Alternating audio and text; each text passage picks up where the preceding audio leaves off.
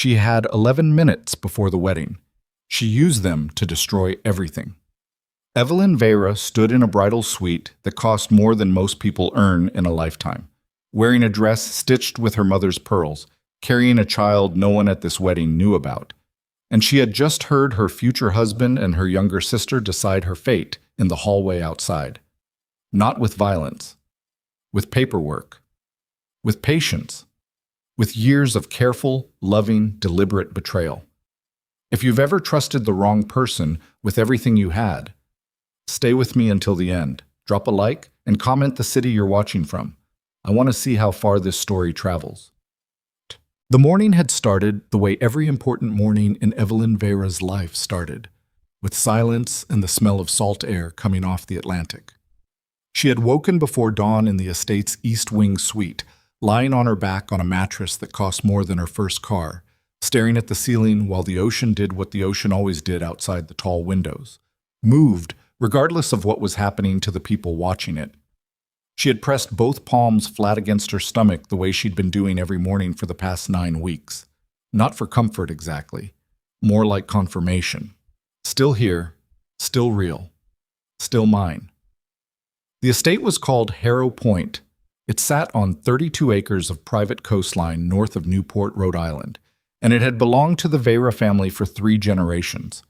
Her grandfather had built the main house in the 1950s as a retreat from the shipping operations that had made the family its first serious money. Her father had expanded it twice, once after the international contracts came in, once after the security division launched. Now it employed its own maintenance staff, hosted its own electrical grid, and was surrounded by enough perimeter security that the guests arriving this morning had been logged, verified, and scanned before they were allowed through the iron gate at the bottom of the coastal road. 212 guests. Half of them Evelyn recognized from board meetings. The other half she recognized from newspaper photographs and federal watch lists that Nathan Cole, her father's oldest advisor, kept updated in a leather binder he stored in a drawer of his desk at Vera Holdings. Today was supposed to be the day 2 empires became one. Evelyn had believed that. She had believed it with the kind of certainty that comes from years of slow convincing. Not the dumb certainty of a woman who doesn't pay attention, but the earned certainty of a woman who had checked, who had watched, who had asked the right questions and received the right answers for long enough that she'd stopped suspecting the answers were scripted. Adrienne Valenti was good at scripting answers. She hadn't understood that yet. Not when she woke up. Not when her 2 assistants arrived at 6:15 to begin the business of turning her into a bride. Not when her sister Celeste knocked on the door at 7:45 carrying 2 cups of coffee and a look on her face that Evelyn had read, at the time, as nervous excitement. "You should eat something," Celeste had said, setting the cups on the vanity table and watching Evelyn's reflection in the mirror. "You look pale." "I'm always pale." "You look pale and hollow. Drink the coffee." Evelyn had drunk the coffee. She'd let the assistants work on her hair. She'd sat still for 40 minutes while her face was transformed into something camera-ready and wedding-appropriate. And she'd thought about the vows she'd written 3 weeks ago on a yellow legal pad at 2 in the morning. Because she couldn't sleep, and she'd decided that writing them down might settle something in her chest that had been restless for longer than she wanted to admit. She hadn't told anyone about the restlessness. She was Evelyn Vera. She didn't explain restlessness. She managed it. Her father, Martin Vera, had died 22 months ago of a cardiac event that his doctors had called sudden, and his security team had spent 6 weeks quietly investigating before concluding it was exactly what the death certificate said it was. He had been 59 years old, healthy by every metric his annual physicals produced, and he had been alone in his private study at 10:40 on a Tuesday night when his heart simply stopped. Evelyn had been in London when it happened, a shipping contract negotiation that couldn't wait. She'd boarded a transatlantic flight 3 hours after Nathan's call came in, and she'd spent the entire flight in a window seat with a glass of water she never touched, running through the list of things her father had taught her about what to do when something enormous and irreversible happens to the structure of your life. "You don't fall apart in public," he had said more than once, in more than one context. "You don't fall apart in private either, if you can help it. You find the center of the problem, and you stand in it, and you figure out what needs to happen next. She had done that. She had come home, buried her father, taken control of the company's board within 10 days, and restructured the executive reporting chain so that nothing required Gabriel Thorne's signature alone. Gabriel was her father's brother, her uncle, the man who had run daily operations for 15 years. She trusted him. She just didn't trust him without oversight. Her father had taught her that too. Not about Gabriel specifically, but about the general principle of trust with architecture. Trust people, but build the architecture so that trust has limits built into it. Adrian had called her 3 days after the funeral. He had been careful that time.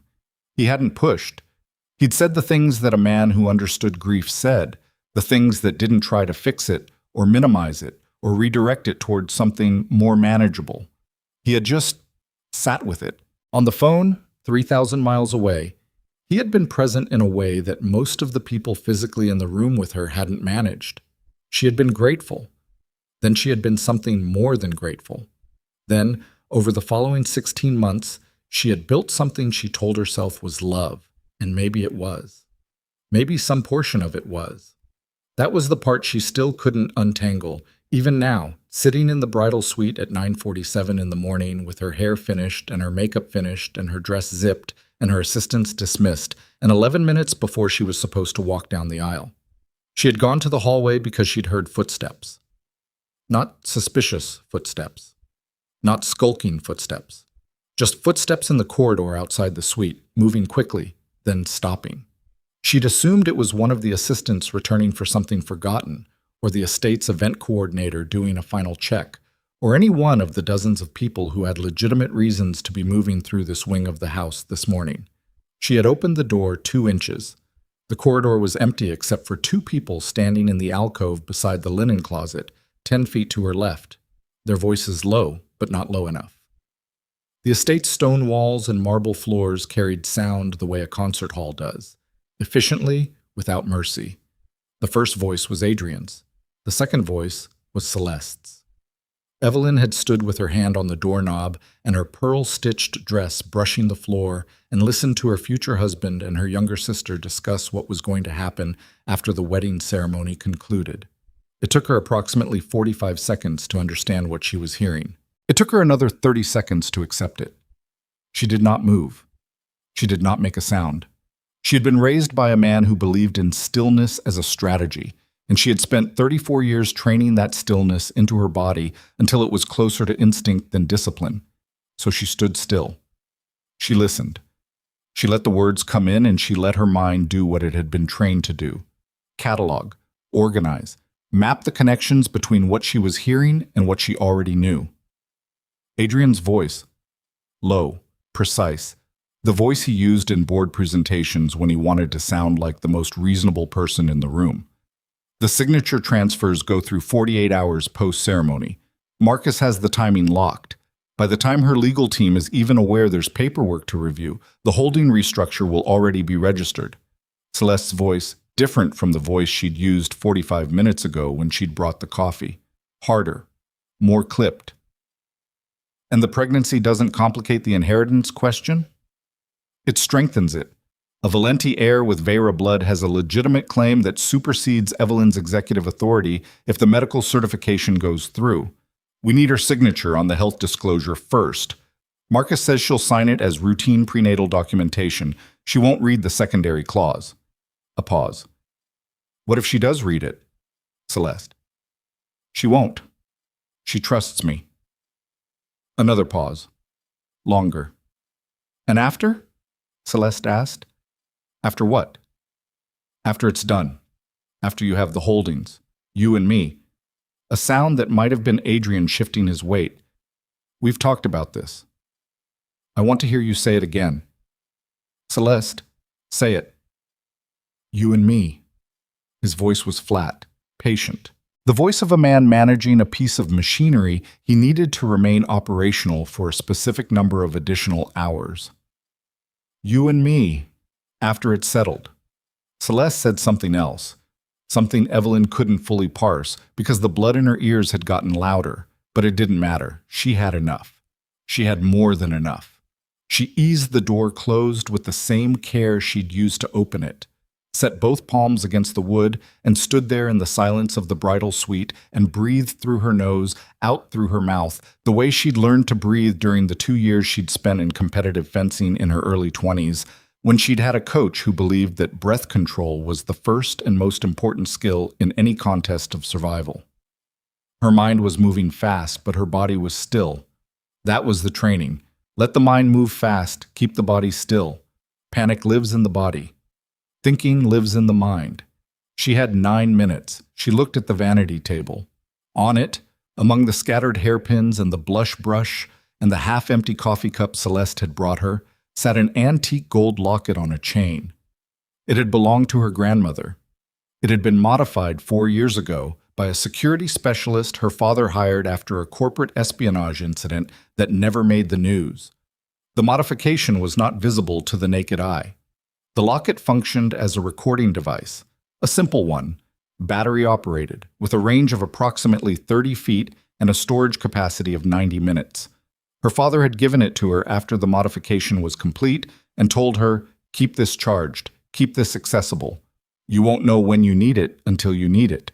She hadn't needed it, not once in 4 years. She crossed the room, picked up the locket, and opened the small concealed panel on the back with her thumbnail.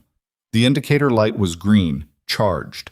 She pressed record, set the locket around her neck where it had always sat against her collarbone, under the first pearl of the necklace. Then she walked back to the door.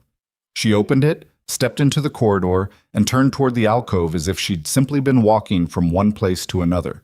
A bride making her way through her own estate on her own wedding morning, unhurried, composed. A woman who had just finished getting dressed and was heading to check on the arrangements. Adrian saw her first. Something moved across his face, fast and controlled. A flicker of recalibration, the microsecond adjustment of a man who had been caught somewhere he shouldn't be and was already deciding how to frame it. "There she is," he said, and his voice was warm, and his smile was the smile she had loved.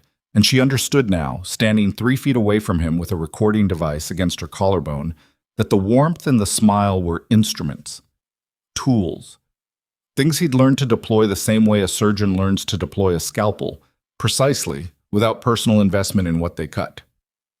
"I was looking for you," she said. Her voice was calm. She had made it calm. "Just going over some final timing with Celeste." He stepped forward, reached for her hands, held them the way he always held them, thumbs pressing into her palms, fingers wrapped around her wrists. She felt her pulse and hoped he couldn't. "You look—" He shook his head, the gesture of a man genuinely moved. "Evelyn, don't make me cry," she said. "I just had my makeup done." He laughed. Celeste laughed too, and Evelyn turned to look at her sister. At the face she had known for 28 years, the face that had cried at their father's funeral, the face that had been present for every significant moment of Evelyn's adult life. And she found in that face, now that she knew what to look for, the hairline fractures of a performance. Celeste's eyes were slightly too controlled. Her smile was slightly too easy. The shoulder tension was wrong, too high, held there deliberately, the posture of someone managing something internal that they don't want visible. Evelyn had been looking at her sister's face for 28 years, and somehow this was the first morning she could read it clearly. "Go get ready," she said to Celeste, keeping her voice light. "You need to be in position before the processional." "Right." Celeste leaned in, kissed her cheek. Her lips were cool. "I love you, Ev." "I know," Evelyn said. She watched her sister walk away down the corridor. Then she turned back to Adrian, who was watching her with the particular quality of attention he'd always given her. Focused, appreciative, the gaze of a man who found her genuinely interesting. And she realized she couldn't be sure how much of that was manufactured either, and that not being sure was its own kind of pain, different from the cleaner pain of certainty. 8 minutes, he said, glancing at his watch. The watch was a Patek Philippe, a gift from his father. She'd heard the story of that watch enough times that she could have told it herself, could have reproduced the emotional beats and the specific details, the story of the father who believed in legacy and the son who carried it forward. She wondered, now, how much of that story was also a tool. "I know," she said. "I'll be there." He released her hands and walked back toward the main wing. She stood in the corridor and watched him go, and she held herself very still, and she did not let herself think about the child they were carrying or the months of trust that were now translating into something else in her mind, something that didn't have a clean name yet, something that existed in the territory between grief and fury and the cold mechanical clarity that follows both when you're built the way she was built. She had 8 minutes. She went back to the bridal suite and called Nathan Cole. Nathan picked up on the second ring, which meant he was already at the estate and already alert. He was always alert. He was 71 years old, had been her father's closest advisor for 34 years, and operated with the quiet, unhurried efficiency of a man who had seen enough crises that they had lost the power to make him anything except more careful. "I need 60 seconds, she said. "I'm listening." "The health disclosure form in the prenatal packet that Adrian asked me to sign this week. The one Marcus Delvane's office sent over." A pause. "What about it? Has your team reviewed it?" "It was on my list for next week. Standard review schedule." "Move it to now. Look for a secondary clause, something related to inheritance rights, executive authority transfer, or medical certification as legal grounds for restructuring. It'll be buried." Silence. She could hear him breathing, which meant he was already moving. Nathan's breathing pattern changed when he was in motion. "How certain are you?" "Certain enough to call you 8 minutes before my wedding." Another pause, and in that pause, she could hear the particular quality of Nathan Cole's mind doing what it had done for 34 years, processing, connecting, refusing to panic. "What else?" "The Black Archive," she said. "I need it accessible, not activated, accessible." Her father had built the Black Archive as a final contingency, a sealed legal and financial protection system, a set of pre-authorized instruments and protocols that could be triggered if the Vera family came under threat from within. She had known about it since she was 22. She had never had reason to use it. She had sometimes wondered if her father had been paranoid for building it. She was not wondering that anymore. "I need 15 minutes once the ceremony starts," Nathan said. "You'll have them." "Evelyn?" His voice shifted just slightly, the professional register dropping one calibration toward something more personal. "Are you all right?" She looked at herself in the vanity mirror, the dress, the pearls, the face her assistants had prepared for a different version of this morning. She pressed her palm against her stomach, just once, just briefly. "I'm making decisions," she said. "I'll be all right after." She hung up and sat on the edge of the chair for exactly 90 seconds. She counted, and let herself feel what was happening before she locked it away in the part of herself where she kept things that needed to be dealt with later. The betrayal, the specific shape of it, the fact that it was Celeste, the fact that Adrian had looked at her 4 minutes ago with a warmth she still couldn't fully categorize as false, the fact that she was pregnant and alone in a bridal suite, and the people she had trusted with the architecture of her life had been quietly taking the walls apart from the inside. 90 seconds. Then she stood, checked the locket, smoothed the dress, and picked up her bouquet from the table beside the door. She was going to walk down that aisle, not because she had to, not because she was afraid, not because she was out of options.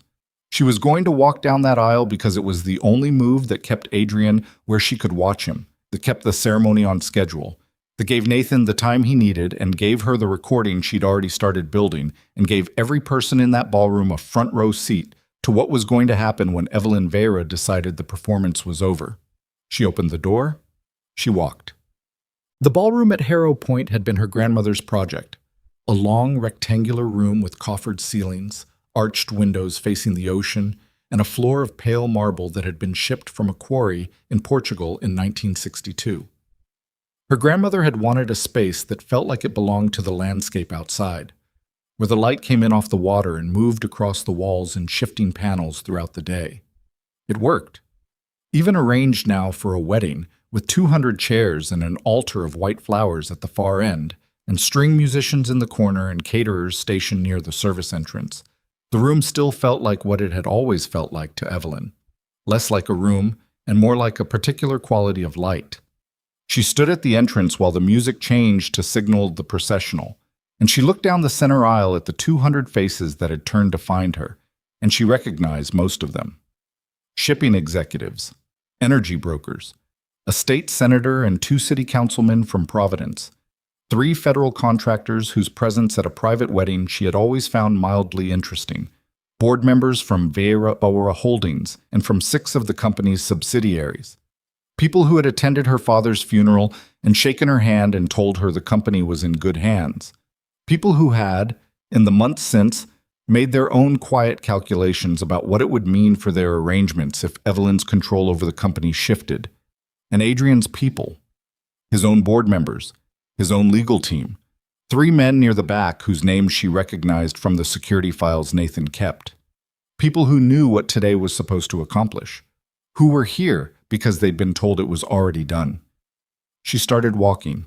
Her heels on the marble made no sound, or made a sound that was swallowed by the music, and she kept her eyes forward, not on Adrian, who was standing at the altar with his hands folded in front of him and his face doing the thing faces do at the moment when a bride appears, but on the space slightly above and beyond him, on the arched window at the back of the room where the Atlantic was visible, gray-green and restless under the mid-morning sky.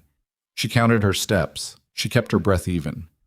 12 feet from the altar, she let herself look at Adrian, and she held that look all the way to the front, all the way to the moment when she took her place beside him, and the officiant began to speak, and she watched his face and thought, "How long have you been practicing this?" He was good at it. She had to give him that. The emotion in his expression was textured and specific, not generic wedding sentiment, but something that looked like private relief, like a man who has been waiting for something and has finally arrived at it. If she hadn't been standing in the corridor 40 minutes ago, she would have read that expression as love. She would have been moved by it. She would have thought, this is real. This is the thing I was restless about, and here it is, and it's real. Instead, she thought, 48 hours post-ceremony. That's when the transfers go through. The officiant was speaking about the nature of commitment.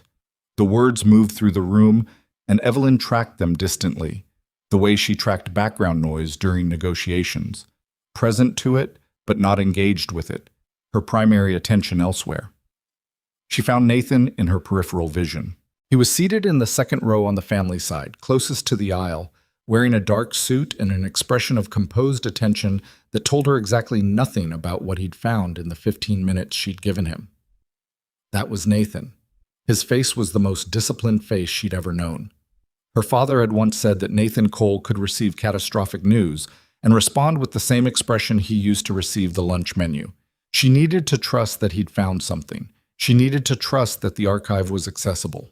She needed to trust, for the next 45 minutes, that the thing she was about to do in this ballroom, in front of these 200 people, was going to work in the way she'd mapped it in the 90 seconds she'd allowed herself in the bridal suite.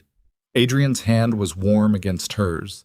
He had taken her hand at some point during the opening words, the way the ceremony script called for, and his grip was steady and his palm was dry, and she had memorized the particular pressure of that hand over 16 months, and some of that memory lived in her body independent of her decisions about it.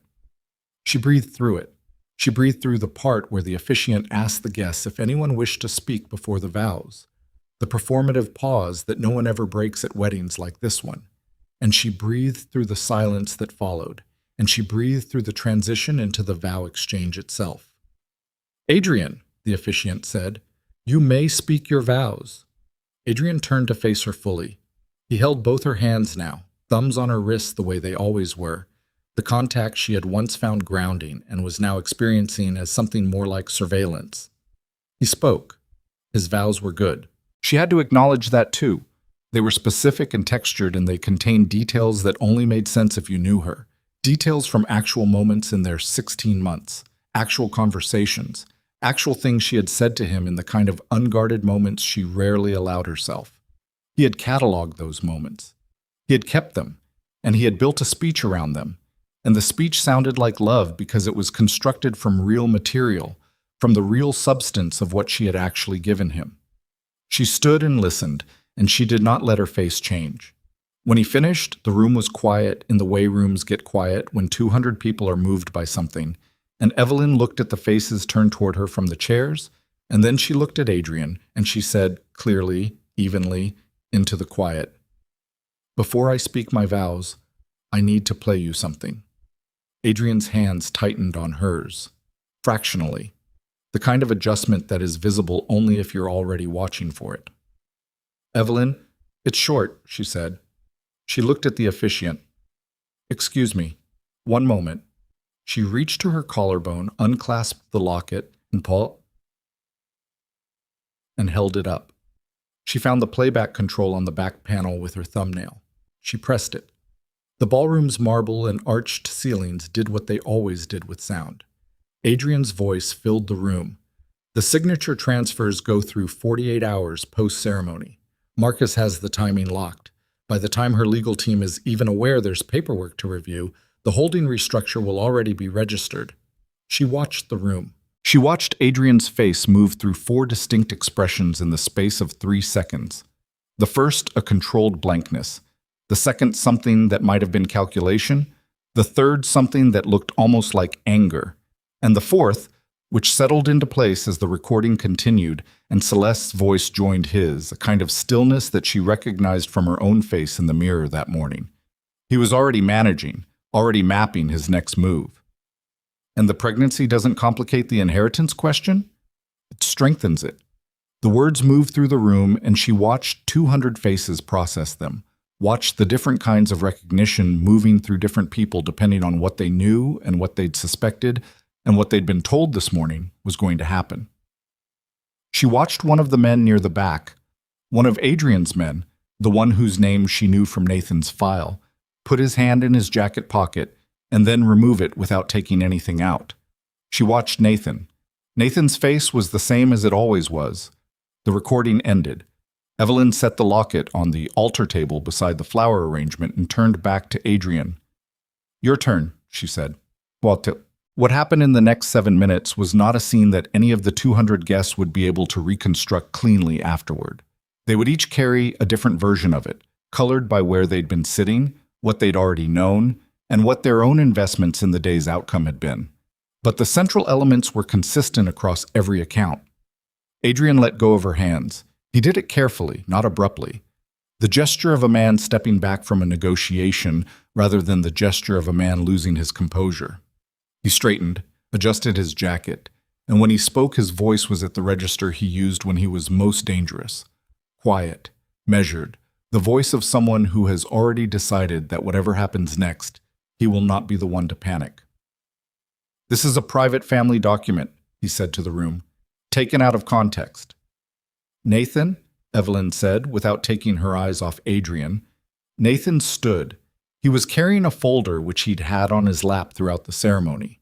He opened it as he walked toward the altar, and he spoke as he walked, in the unhurried voice of a man who has been explaining complicated things to rooms full of powerful people for 3 decades, and has long since stopped being impressed by the rooms.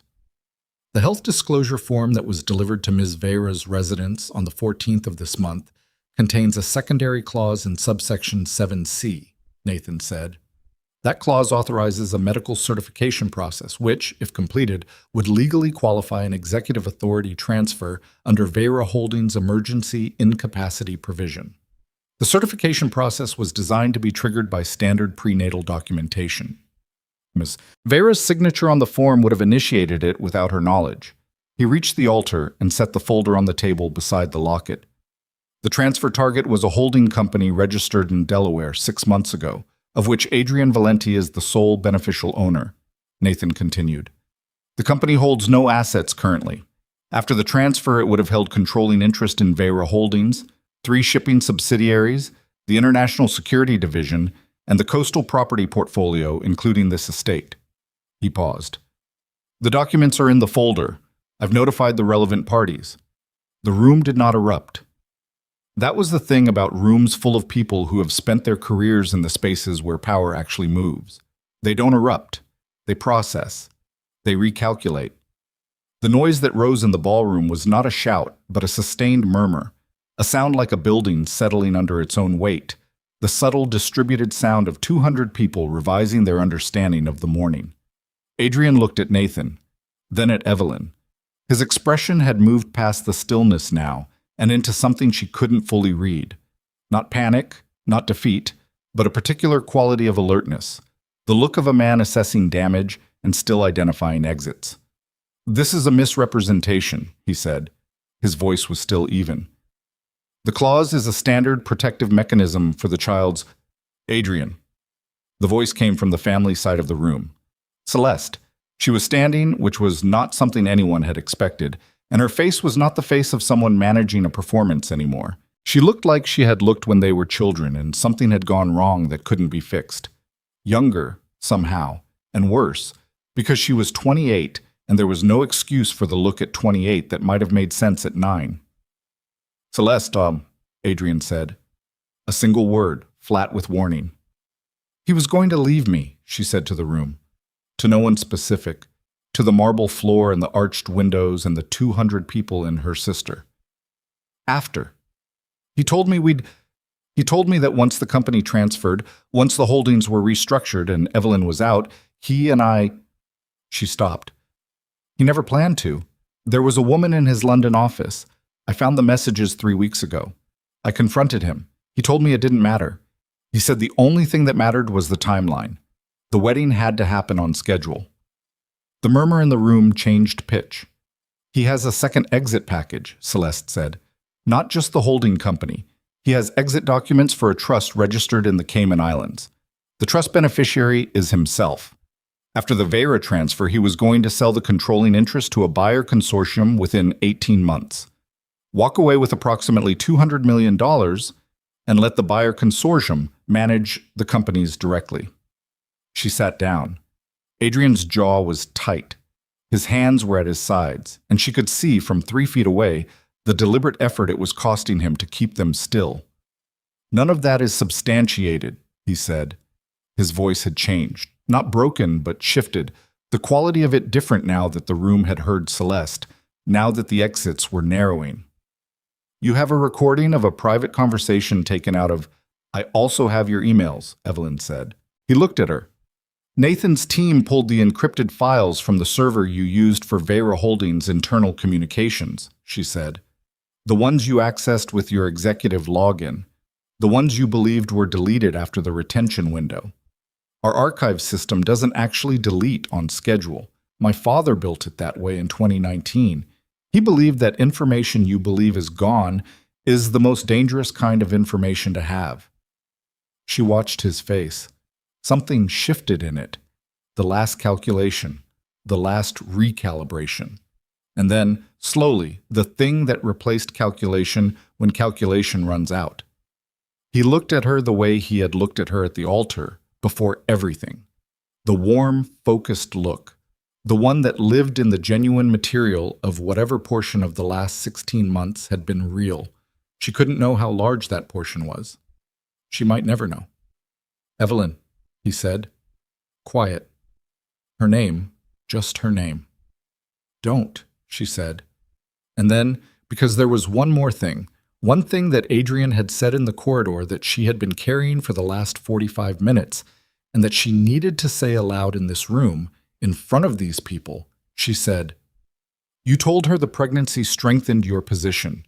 You called my child an instrument.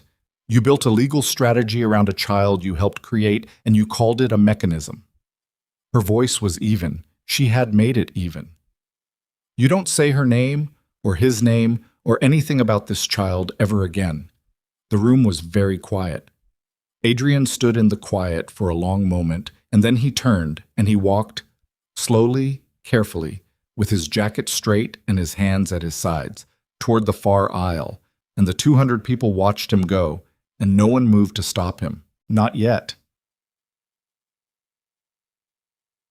Evelyn stood at the altar after he was gone, and she put her hand on the table beside the locket and the folder and the flower arrangement, and she took a slow breath, and she looked at the windows, at the gray-green Atlantic moving outside, indifferent and massive and continuous.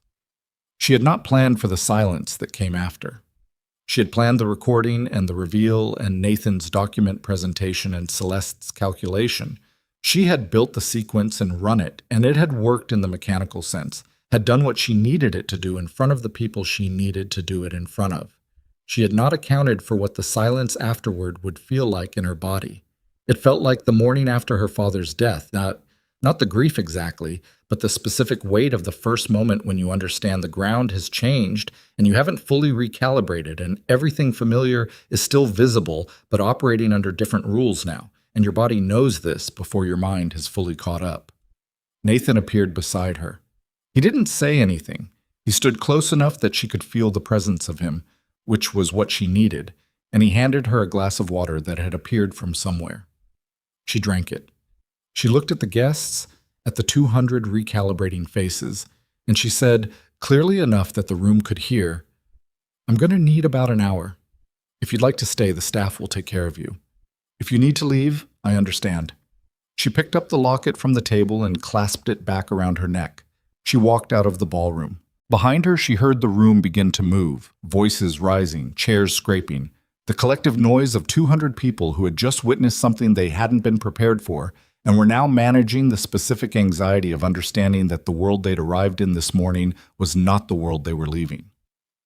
She walked through the main corridor, past the rooms she had grown up running through, past the framed photographs of ships and harbors and foreign coastlines that her father had collected over 30 years of building the company, past the small room near the east wing that had been his personal study when he came to this estate, the room where he had sometimes read aloud to her when she was small, before the company grew large enough that his evenings were no longer his own.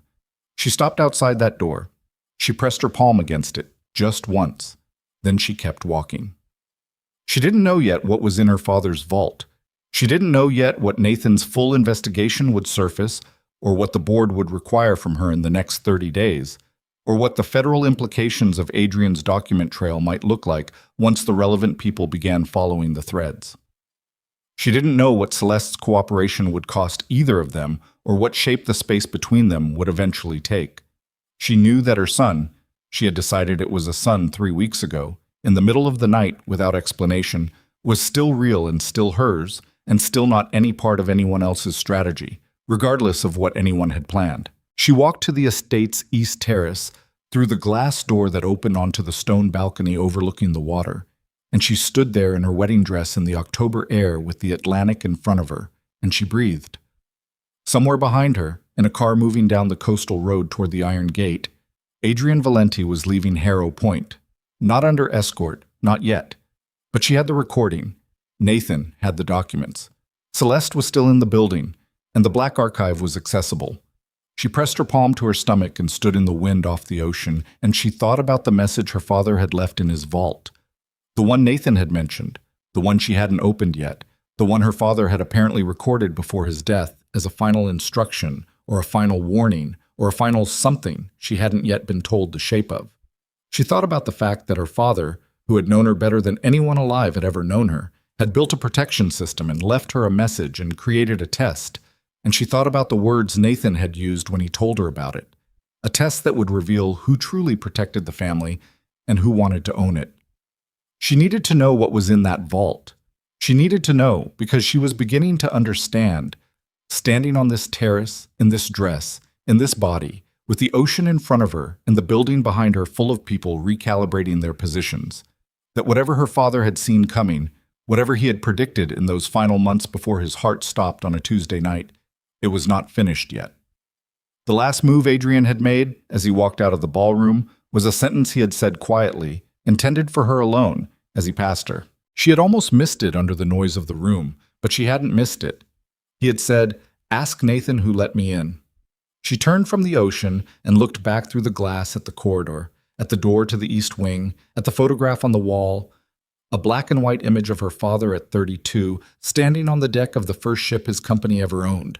Ask Nathan who let me in. She needed to know what was in that vault.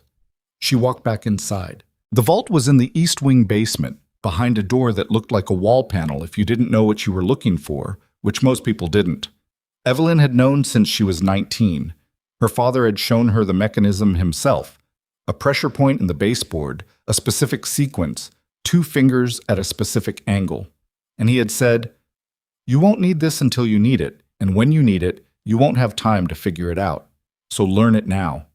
She had learned it. She had not used it in 15 years. She used it now. The panel opened inward onto a short corridor, 6 feet long, lit by a single overhead strip that flickered once before steadying. At the end of the corridor was the vault door itself. Steel, recessed, with a biometric panel and a physical keypad. The biometric was her right thumb. The keypad code was her father's birth year, followed by her own. She had never asked him why that combination specifically. She wished, not for the first time, that she had asked more questions when there had been time to ask them. The door opened with the low hydraulic sound of a good seal breaking. The vault was smaller than most people imagined vaults to be. It had been built for documents, not for physical valuables. Those were kept elsewhere, distributed across 3 institutions in ways her father had believed were more secure than centralization. This room held paper and drives and 2 locked drawers whose keys Evelyn wore on a ring in the safe in her bedroom upstairs. And on the center table, in a case designed to look like an ordinary document box, there was a tablet. Nathan had told her about it 6 months ago, briefly, in the way he relayed information he considered important but not urgent. Your father left a recorded message. It's in the vault. I'd suggest opening it when you feel ready. He had said it the way he said most things, neutrally, without pressure, trusting her to calibrate her own timing. She had not felt ready. She had told herself it was because the grief was still too recent, that watching her father's face on a screen in a basement vault was a thing she needed to arrive at gradually. But the truth, which she was more honest about now than she had been 6 months ago, was that she had been afraid of what he'd say. Afraid that he would tell her something she wasn't prepared to carry. She sat down at the table and opened the case. The tablet screen came on automatically when the lid lifted.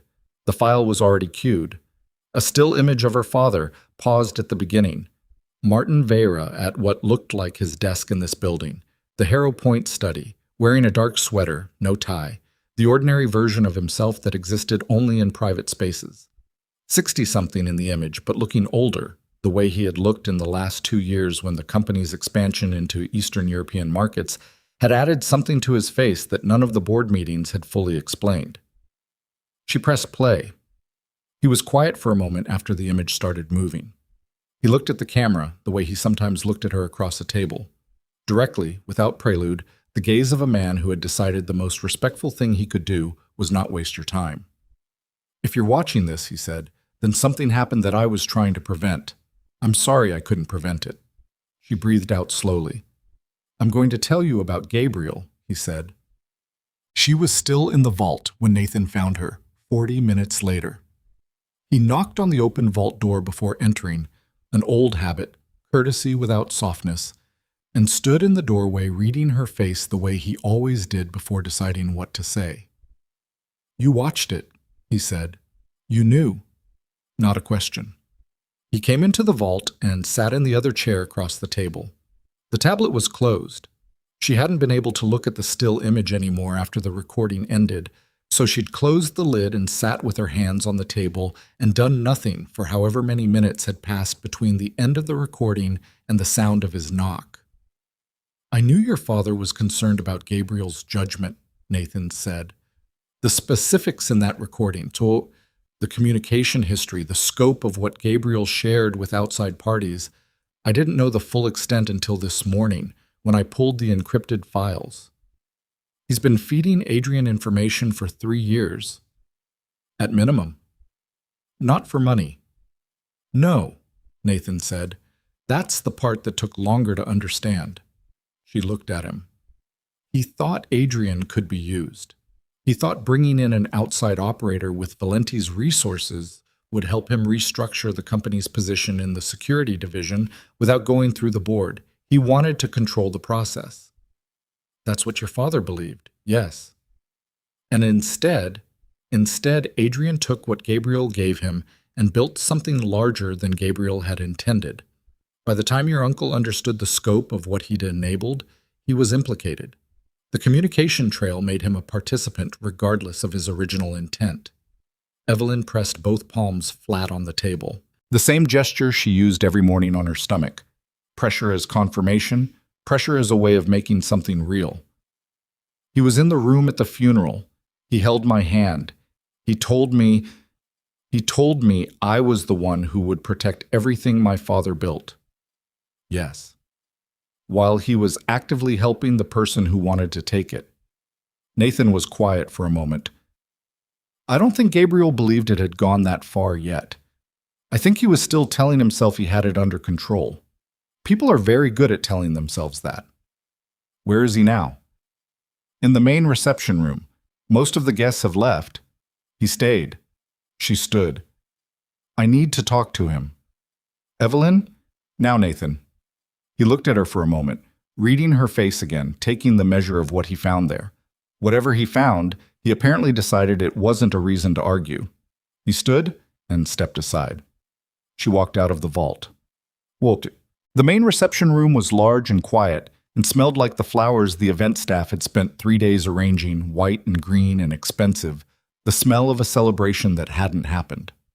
About 40 people remained, the ones who lived far enough away that they'd needed to wait for transportation, the ones who worked for Vera Holdings directly and were waiting to understand what their instructions were, and a small cluster near the fireplace that included 2 attorneys and the state senator, who had the specific expression of a man calculating how much proximity to this situation would cost him in the next news cycle. Gabriel Thorne was standing near the windows. He was 67, a large man who had always carried his size with the ease of someone comfortable in his own body, and he looked, today, like that ease had deserted him. His jacket was creased from sitting. His face had the grayish, compressed look of a man who had been managing something very heavy for a long time and had just been told he no longer had to manage it, which was a relief that came with its own specific horror. He saw her coming. He didn't look away. She gave him credit for that. She stopped in front of him. The room was aware of them, but not watching directly. That particular quality of $200 a plate attention, present but performing discretion. "Take a walk with me," she said. He followed her out through the side door onto the north terrace, which was smaller than the east terrace and faced the garden rather than the ocean, and they stood there in the October cold in their respective formal clothes, and for a moment neither of them spoke. Then Gabriel said, "What was on the recording?" "Everything." He closed his eyes, opened them. "Your father." He documented it. He had suspected for approximately 8 months before he died.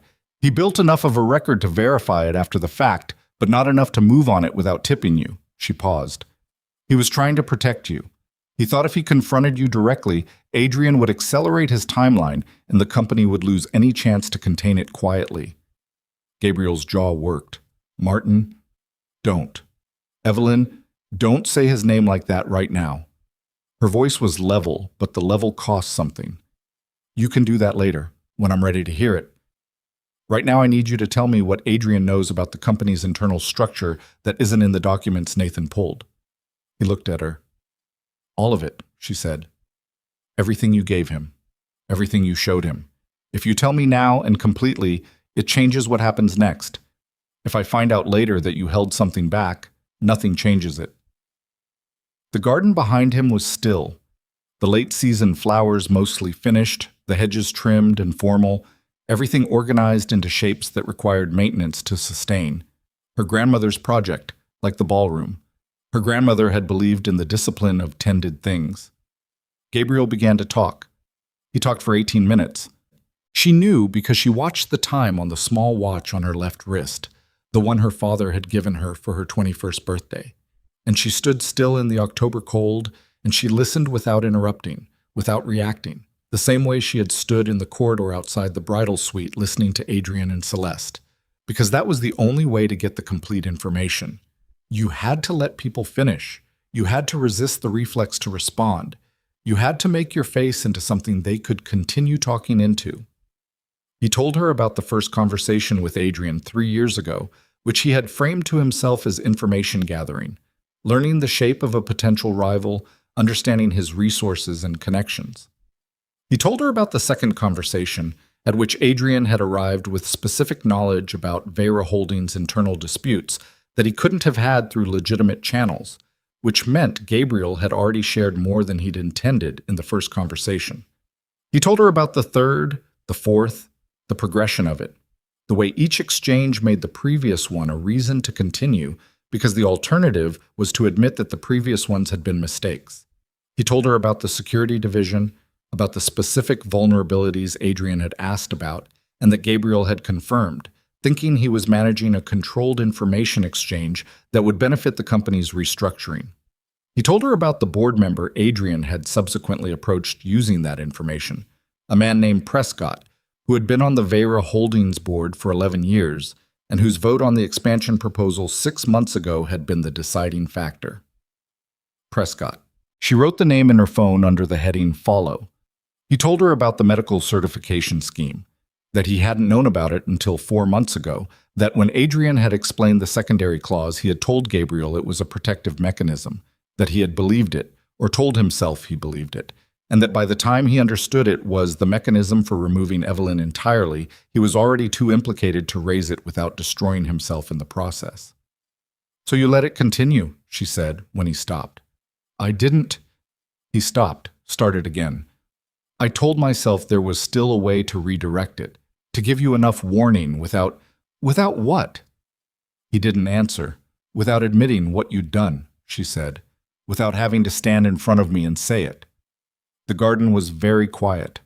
A bird somewhere in the hedges, the distant sound of the ocean from the other side of the house. "You told me I was the one who would protect everything my father built," she said again. "The day after the funeral. Do you remember?" "I remember." "Did you believe it?" He looked at her, and his face was the face of a man who was not going to lie now, who had, apparently, reached the specific point of exhaustion past which lies require more energy than truth. "I believed you could," he said. "I wasn't certain you would. Your father, Martin, ran the company in ways that made sense when the world was arranged in a particular way. I thought the world had changed faster than he was willing to acknowledge. I thought a new arrangement—" He stopped. "I was wrong about Adrian. I was wrong about what he wanted. I was wrong about what I could control." "Yes," she said, "you were." She looked at him for a long moment, at the man who had been present at her birth, who had carried her on his shoulders at this estate when she was 4 years old, who had sat across the table from her father for 34 years in every important room the company had ever occupied. "Go inside," she said. "Don't leave the estate. I'll tell you what happens next when I know." He went. She found Celeste in the small sitting room off the east corridor, the one with the green armchairs and the bookshelf her grandmother had filled with French novels that none of the family actually spoke French well enough to read. Celeste was sitting in the chair nearest the window with her shoes off and her dress still on, her knees pulled to her chest, which was a position she'd used since childhood when something was wrong. She looked up when Evelyn came in. Neither of them spoke for a moment. "Nathan needs your formal statement," Evelyn said finally. "I know." Celeste's voice was flat with exhaustion. "He already asked." "Did you give it?" "I gave him the Cayman Trust documents and the London office correspondence. I've had them for 3 weeks." She paused. "I didn't know what to do with them. I found them because I was looking for something else. Something that would tell me it wasn't what I thought it was. And instead it was worse than what I thought." Evelyn sat in the other chair, not close, not far, across the small table with the lamp on it, the lamp with the green shade that they had both been looking at their whole lives. "You knew about the transfer plan," Evelyn said. Celeste didn't flinch. "Yes." "For how long?" 7 months. "And you didn't come to me." Celeste looked at her hands.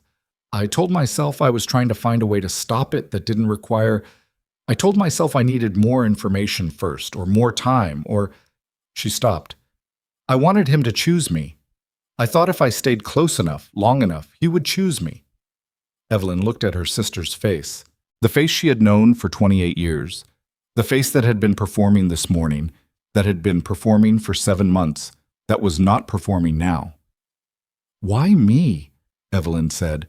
"Why did you—" She stopped, started differently. "Were you angry at me about something? Before Adrian? Was there something I—" "No." Celeste's answer was immediate, and for the first time since the ceremony, it carried the particular quality of absolute truth, the truth that doesn't need any management. "It wasn't about you. That's the worst part. It wasn't about you at all. I wanted to be chosen by someone like that, someone who moved through the world the way he does. It felt like if someone like Adrian Valenti looked at me the way I thought he was looking at me, it meant something. About me. About what I was worth. The lamp between them hummed quietly. He knew that, Evelyn said. I know. He targeted it. I know. Celeste's voice cracked on the second word, then steadied. I know, Evelyn. Evelyn sat with that for a moment. She thought about the recording in the locket, about Adrian's voice saying Celeste in the flat, patient tone of a man managing a tool. She thought about the 7 months her sister had lived inside that, had let herself be managed by it, had made herself useful to it because the alternative was to acknowledge what it was. You're going to cooperate fully with Nathan's investigation, Evelyn said. Everything you have, everything you know, including anything about the buyer consortium. Yes. And you're going to give a formal statement to the relevant authorities when the time comes. Yes. Evelyn looked at her sister's face, at the exhaustion in it, the specific wrung-out quality of someone who has spent 7 months maintaining a position and has finally been released from the maintenance of it, even by the worst possible means. Go to bed, she said. We'll talk more tomorrow. Celeste uncurled from the chair and stood, and she looked at Evelyn for a moment with an expression that Evelyn didn't have a name for, something between gratitude and grief, and the specific shame that doesn't have anywhere to go yet. And then she left the room. Evelyn sat alone in the green lamplight for a while. Then Nathan appeared in the doorway. You need to see this, he said. His voice had a quality it almost never had. Not alarm exactly, because Nathan didn't do alarm, but something immediately adjacent to it. The tone of a man whose assessment of the situation has just been revised upward in severity. She stood. He handed her his phone.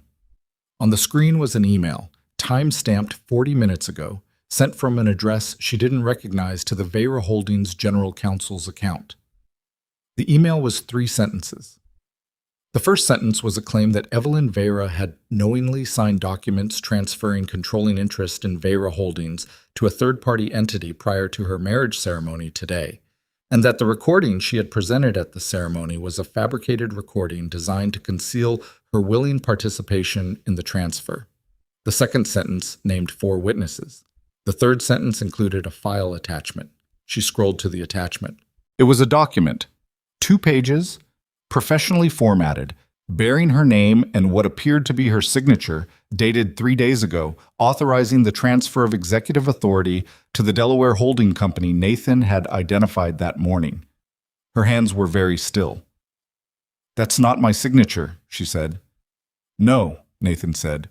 It isn't. It's very close. Yes, it was prepared by someone who had access to multiple authentic examples. She looked at him. How long to prove it's forged? The forensic document analysis, a week minimum if we use our standard firm. Possibly faster if we use the federal contacts, but that requires us to formally involve them. That means this becomes a federal matter. Once we make that call, we lose control of the timeline and the narrative. Adrian's already controlling the narrative, she said. He sent this 40 minutes ago. He walked out of the ceremony, and 40 minutes later, he sent a preemptive legal claim to the general counsel. She handed the phone back. He had this prepared before the wedding. This was always the contingency. If the ceremony failed, if something went wrong, he had this ready. Nathan looked at the phone. Which means he either anticipated that you might have discovered something or he always planned to use it regardless, she said. Either way, as insurance. If the wedding succeeded, he wouldn't need it. If it failed, he would file it and spend the next 6 months litigating while the company operates in legal uncertainty. The hallway outside the sitting room was quiet. The estate had mostly emptied now, the guests gone, the staff beginning the slow process of dismantling the event arrangements. She could hear somewhere in the distance the sound of chairs being folded. The Black Archive, she said. It's accessible, as you requested. I want it activated. Nathan looked at her with the specific quality of attention he used when he was about to say something she might not want to hear. Activating the archive formally triggers the emergency governance protocol. It suspends normal executive authority and transfers operational control to the archive's designated trustees until the threat is resolved. Your father designated 3 trustees. One of them is Gabriel. She absorbed that. Your father made that designation before the events of the past 3 years, Nathan said carefully. Who are the other 2? Myself. And you. 2 out of 3. Gabriel could be removed from the trustee position through the archive's own protocols if there was documented cause, and there was now documented cause in abundance. But removing him took a board confirmation vote, and the board vote required 48 hours' notice. And in 48 hours, Adrian's legal filing would be active, and the general counsel would be required to respond. Can we hold the forged document claim for 48 hours without the general counsel being legally obligated to act on it? She said. I'll need to review the counsel's obligation framework. It's possible. Nathan paused. It's also possible that Adrian knows exactly what the obligation framework is and timed the email to make a 48-hour hold difficult. She pressed the back of her hand against her mouth and stood there for a moment, in the small sitting room with the green lamp and the French novels, in her wedding dress on what was supposed to have been the most significant day of her adult life. Adrian walked out of the ballroom 40 minutes ago. He had been 2 steps ahead of her for 3 years. The question was whether he was still 2 steps ahead or whether this morning had cost him enough of his infrastructure that the gap had closed. She needed to know which board members he had reached before they'd left the estate today. She needed to know whether Prescott had been contacted. She needed to know whether the buyer consortium Adrian had been building had any direct connection to the federal contractors who had been sitting in the 4th row. Get me the guest list, she said. Everyone who attended today. I want to know who left in the last 40 minutes and who they called on the way out. Nathan raised an eyebrow. The estate's communication logs, she said. The perimeter security system requires guests to register their devices at check-in. We have the call records. A beat of silence. Your father built a thorough system, Nathan said. Yes, he did. Nathan left the room, and Evelyn stood alone again in the lamplight, and she looked at the window where the garden was barely visible in the fading afternoon light, the tended hedges and the late flowers, the organized shapes that required maintenance to remain what they were. She was still in the dress. She hadn't changed because there hadn't been time, and there still wasn't time, and she was beginning to understand that the version of this day that she'd been managing toward, the controlled reveal, the documents, the public exposure, the neat collapse of Adrian's plan, was only the first layer of what she was actually inside. There was a second layer. There was a third, and somewhere in the layers, in the documents, in the board structures, and the forged signatures, and the Delaware Company, and the Cayman Trust, and the buyer consortium she didn't yet have names for, there was something she still hadn't found. Something Adrian had said as he walked out. Ask Nathan who let me in. She had assumed in the vault that the answer was Gabriel.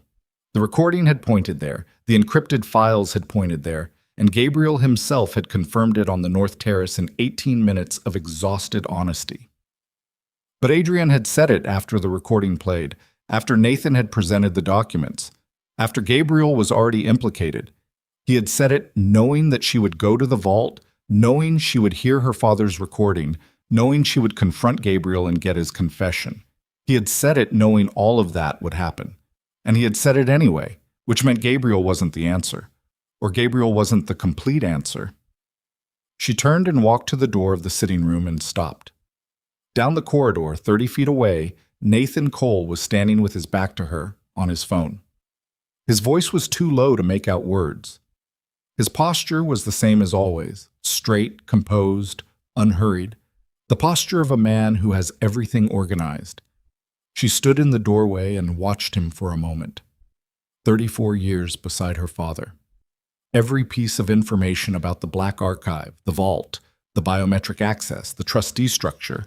Nathan had it all, had always had it, because he was the one person her father had trusted completely.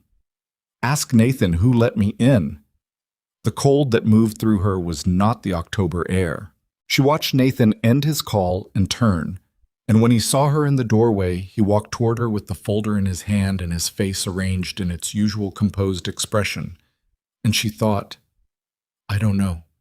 I don't know what I'm looking at. And not knowing, after a day of learning to see things she hadn't seen for months or years, was the worst thing she had felt yet, because it meant the ground she'd thought she'd recovered was still moving under her feet. The call records are going to take about 20 minutes, Nathan said, stopping in front of her.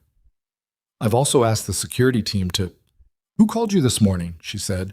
Before the ceremony, you picked up on the second ring. Who were you expecting? Nathan looked at her, and in the space between her question and his answer, in the specific quality of the silence that followed, she saw something move across his face that she had never seen there in 34 years of watching it. Something that looked, for just a fraction of a second, like calculation. The silence lasted 4 seconds. Evelyn counted them the way she counted everything when the situation required precision, not consciously, not with effort, but with the part of her mind that had been trained since childhood to measure what most people let wash over them unexamined. 4 seconds between her question and Nathan's response was not a long time in ordinary conversation. In a conversation between two people who had known each other for 34 years, in a corridor of a house where something catastrophic had just occurred, 4 seconds was an eternity. Nathan said, "My assistant, confirming the document review timeline." His voice was the same as always. His face had returned to the same as always. Whatever she had seen move across it in the fraction of a second after her question, the thing that had looked for just that fraction like calculation, was gone, replaced by the composed neutrality she had been reading as trustworthiness for as long as she had been capable of reading faces. She looked at him. "Your assistant called you," she said, "before the ceremony." "At 6:45, yes. The document review I'd requested overnight. She was confirming the initial findings." "Which findings?" "The prenatal disclosure form, the secondary clause." He held up the folder slightly. "Which I then used this morning." Evelyn kept her eyes on his face. She was looking for the thing she'd seen, trying to locate it again, trying to determine whether it had been real or whether it had been the product of a day that had pushed her past the point where her perception was reliable. She had been awake since before 5. She had experienced a specific form of trauma in a specific compressed time frame. It was possible that she was starting to find patterns in places that didn't have them. It was possible. "Okay," she said. Nathan nodded and turned back toward the main corridor. She watched him go, and she stood in the doorway of the sitting room, and she did not move for a long moment. And she thought about Adrian's voice saying, "Ask Nathan who let me in." And she thought about the 4 seconds, and she thought about the folder Nathan had been carrying throughout the entire ceremony. The folder with the documents he'd used to confirm the transfer scheme. The folder he'd had ready, on his lap, in the second row of chairs before she had even played the recording. He had known what he was going to need before she had played the recording. She had called him 8 minutes before the ceremony and told him to look for the secondary clause and to make the black archive accessible. She had not told him to prepare a document presentation for the ballroom floor. She had not told him she was going to expose Adrian publicly during the ceremony. She had not told him the sequence she was planning. He had arrived at the altar with the folder already organized. She pressed her palm against the doorframe and breathed through the cold that was working its way up from somewhere below her sternum. She was 34 years old. She was pregnant. She had been awake for 14 hours already, and she was standing in her wedding dress in her family estate, trying to determine whether the man who had been her father's closest advisor for 3 decades was the person who had handed the keys of her family's empire to the man who had just tried to take it from her. She needed to be certain before she moved.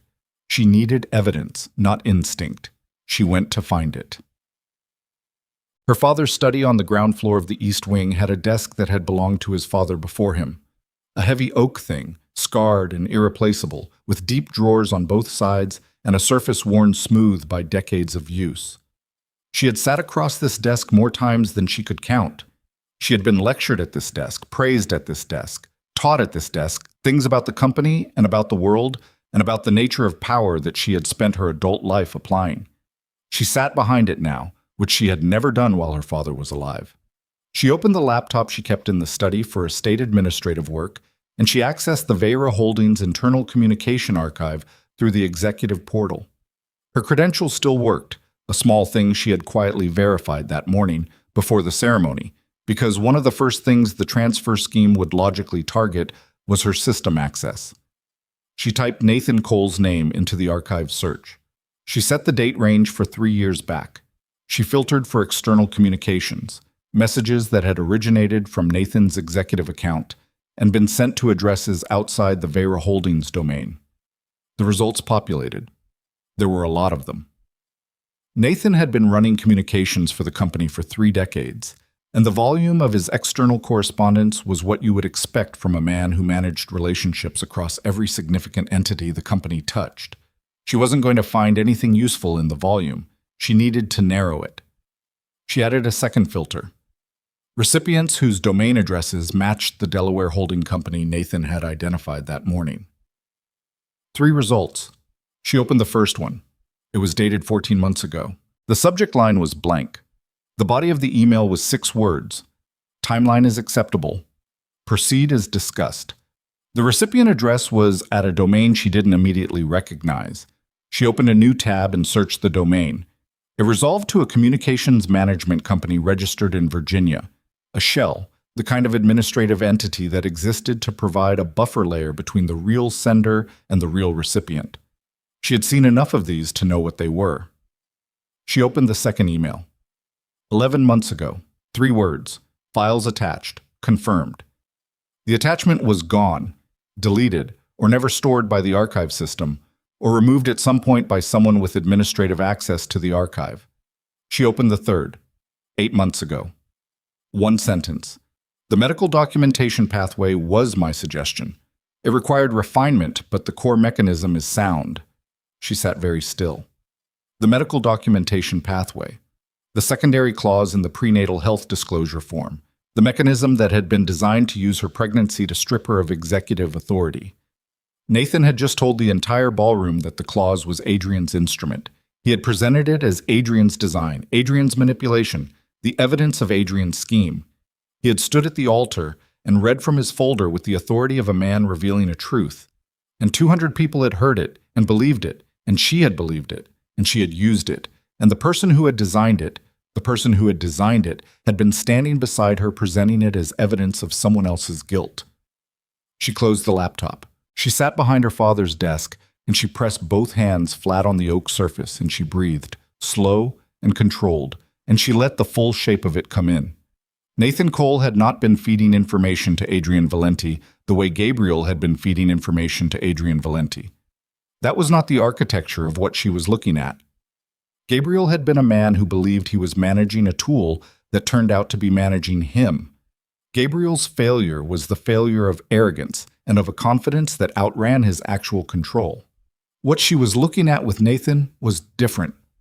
Nathan had designed pieces of the scheme, central pieces. The medical certification pathway, the most legally sophisticated element of Adrian's entire plan, had originated with Nathan, which meant Nathan had not been co-opted by Adrian. Nathan had been a collaborator, a contributor, an architect, which meant that the investigation Nathan was currently running, the document review, the evidence package he had assembled, the black archive access he had offered her, all of it was being managed by one of the people who had built the thing it was supposed to investigate. She was 34 years old, she was pregnant, and the person her father had trusted most in the world for 34 years had spent the last 3 years helping to engineer her destruction. She needed to move before Nathan understood that she knew. She needed to move right now. She didn't run. Running in a house where the walls carried sound was a way of announcing yourself. She walked quickly through the study, into the east corridor, up the secondary staircase to the second floor where the estate's security control room was located. A small room that looked, from the outside, like a storage closet, and that her father had installed in 2017 after the corporate espionage incident that had prompted him to have the locket modified. The security control room had its own hardwired network connection that did not run through the estate's main system. Her father had been specific about that. Everything in the main system could be accessed by anyone with administrative credentials. The control room's hardwired connection bypassed administrative access entirely. She logged in with the local credentials, which were stored in her memory and nowhere else. She pulled up the estate's communication logs, the records Nathan had said would take 20 minutes to retrieve through the security team. They were already there. Real time. Available to anyone with the local credentials. Nathan had told her the logs would take 20 minutes because he needed 20 minutes. She pulled the logs from the past 2 hours, and she scanned them, and she found what she was looking for in the 40-minute window after Adrian left the ballroom. Nathan's cell phone, registered to the estate system when he arrived this morning, had made one outgoing call at 11:43. Duration, 4 minutes, 17 seconds. The receiving number was not stored in the estate's contact database. She ran it through the reverse lookup in the control room system. The number resolved to a communications relay registered in Delaware. Same state as the holding company. She sat in the security control room in her wedding dress, and she thought about her father, about the study downstairs and the desk that had been his father's before it was his, and the company he had built from a single shipping contract in 1989, and the 34 years he had spent working beside Nathan Cole, and the recording he had left in the vault, the recording that had been about Gabriel, that had named Gabriel, that had given her a clear and specific target. Her father had been suspicious of Gabriel. He had documented it. He had built a record pointing toward Gabriel. But her father had also been the most careful man she had ever known. He had been the man who built the Black Archive as a contingency and modified a locket as a recording device and left a message in a vault and created a test. He was not a man who left things undocumented unless he had a reason not to document them. Why was there nothing in the vault recording about Nathan? She pulled up the vault access logs on the control room system. The vault's biometric entry was logged every time someone accessed it.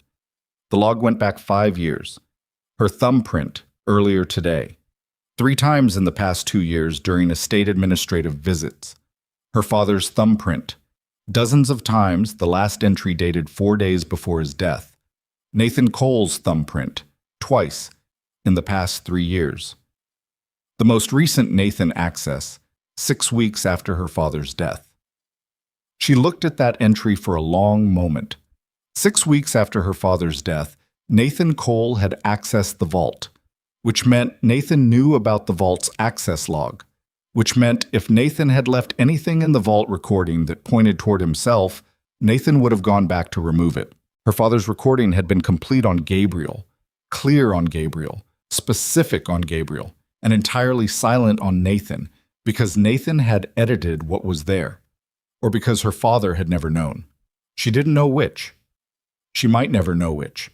But it didn't change what she was currently sitting in front of, which was a communication log showing Nathan Cole making a 4-minute call to a Delaware relay number 40 minutes ago after watching the scheme he'd helped design collapse in a ballroom.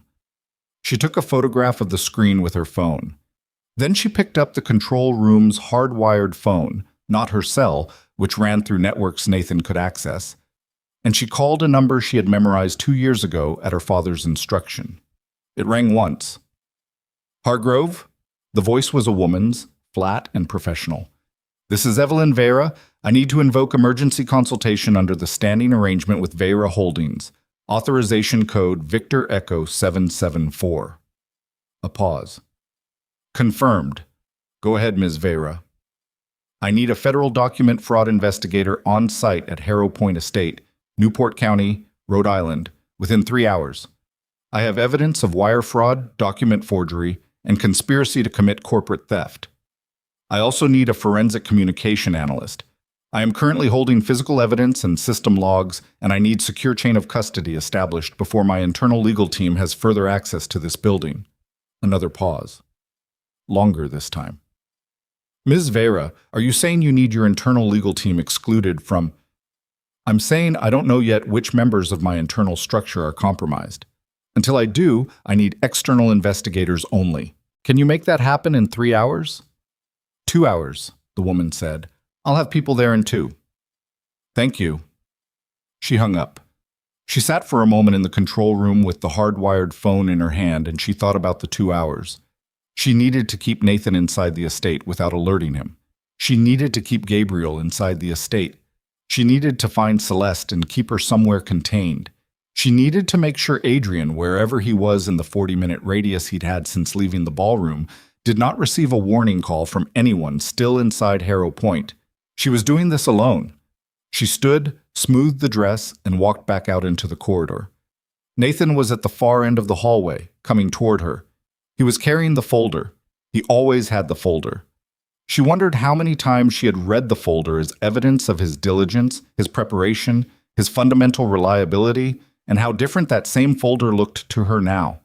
Same paper, same man, same walk. Different information behind her eyes.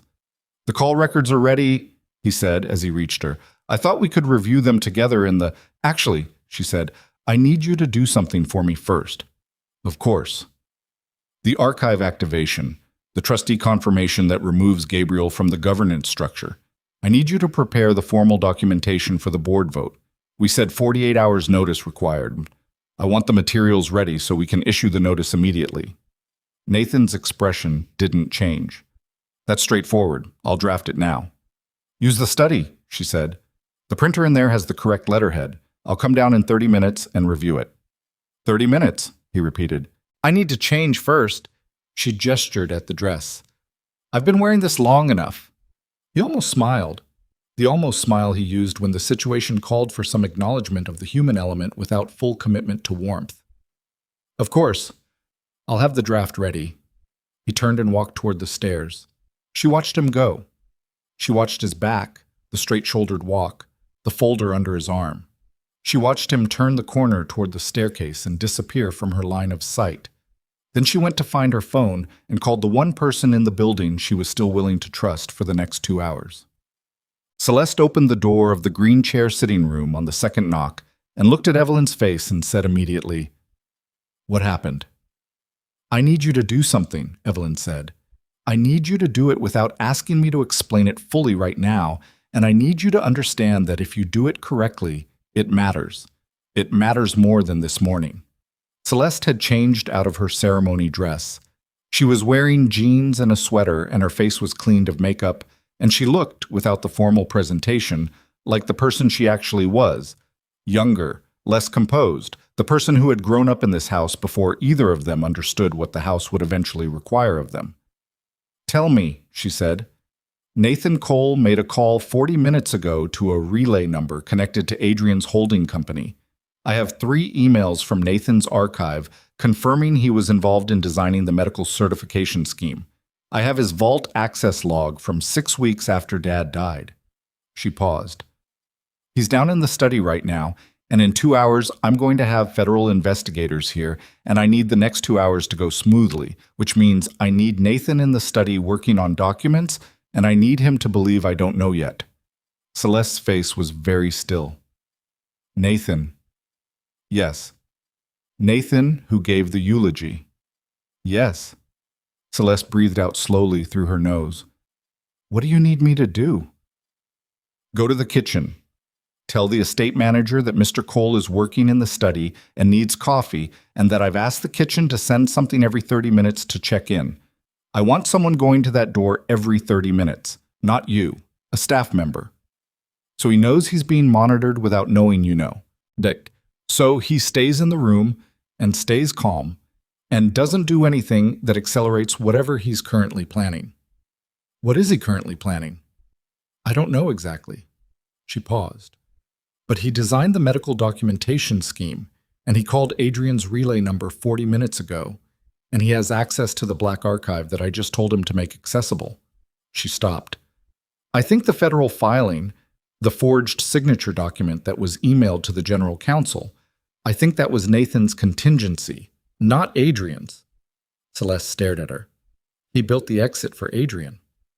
In case the ceremony failed, in case I managed to expose Adrian publicly, which he presumably considered a real possibility once I called him this morning." She pressed her palm against her stomach. "Nathan has been in this since the beginning. He watched me run the ceremony this morning. He watched me use the evidence he'd helped me prepare. He watched Adrian walk out, and then he called the relay number. To tell Adrian, to manage whatever comes next. I don't know if that means Adrian has a second move I haven't seen yet, or if Nathan has his own move independent of Adrian, or if they're operating on the same timeline. I don't know." She stopped. "I have 2 hours. Help me make them clean." Celeste looked at her for a long moment. Really looked. The way she used to look when they were children, and something serious had been said that required actual taking in rather than a reflexive response. "Okay," she said. Kitchen, 30-minute intervals, don't go yourself. I understand. Celeste moved past her into the corridor. Evelyn watched her go and then turned and walked to the East Wing bedroom. Her childhood bedroom, the one she still used when she stayed at the estate. And she closed the door and stood in the quiet of it. She unzipped the wedding dress with the precision of someone who has learned not to let her hands shake when her hands want to shake. She stepped out of it and left it on the floor, which she would not have done under ordinary circumstances, which told her something about where she was internally. She pulled on the clothes she had left here from her last visit. Dark trousers, a wool sweater, flat shoes. The clothes of a person who had work to do. She sat on the edge of the bed and she pressed both palms flat against her knees and she took 3 slow breaths. Her father had trusted Nathan Cole for 34 years. Nathan had attended her birth. He had taught her how to read a balance sheet when she was 12. He had sat across the table from her at every significant decision the company had made in her adult life, and she had read his guidance as the most reliable data in the room, because it always had been, or she had always believed it had been, and she was now trying to determine which of those things was true and whether the distinction mattered, or whether it was just another piece of wreckage from a day that had been nothing but wreckage since a corridor at 9:47 in the morning. Her phone buzzed. Unknown number. She answered anyway. Ms. Vera. A man's voice, not Adrian's, not anyone she immediately recognized.